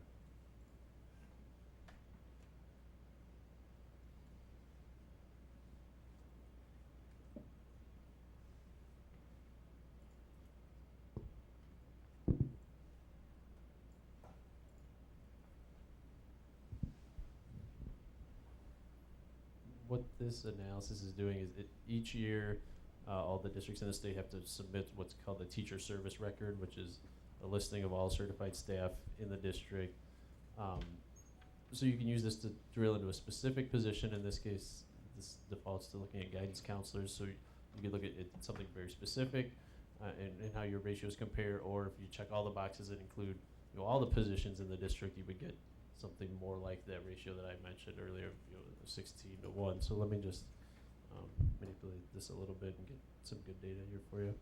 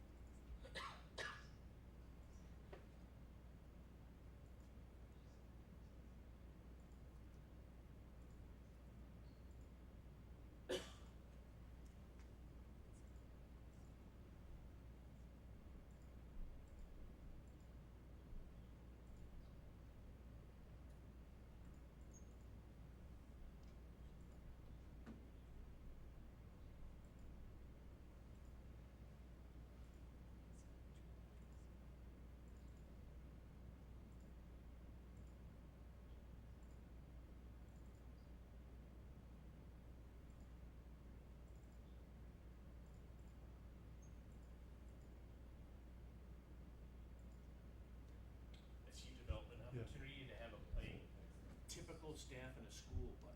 Right. Yeah, right, So right, I'm trying to approximate who would be in the faculty senate.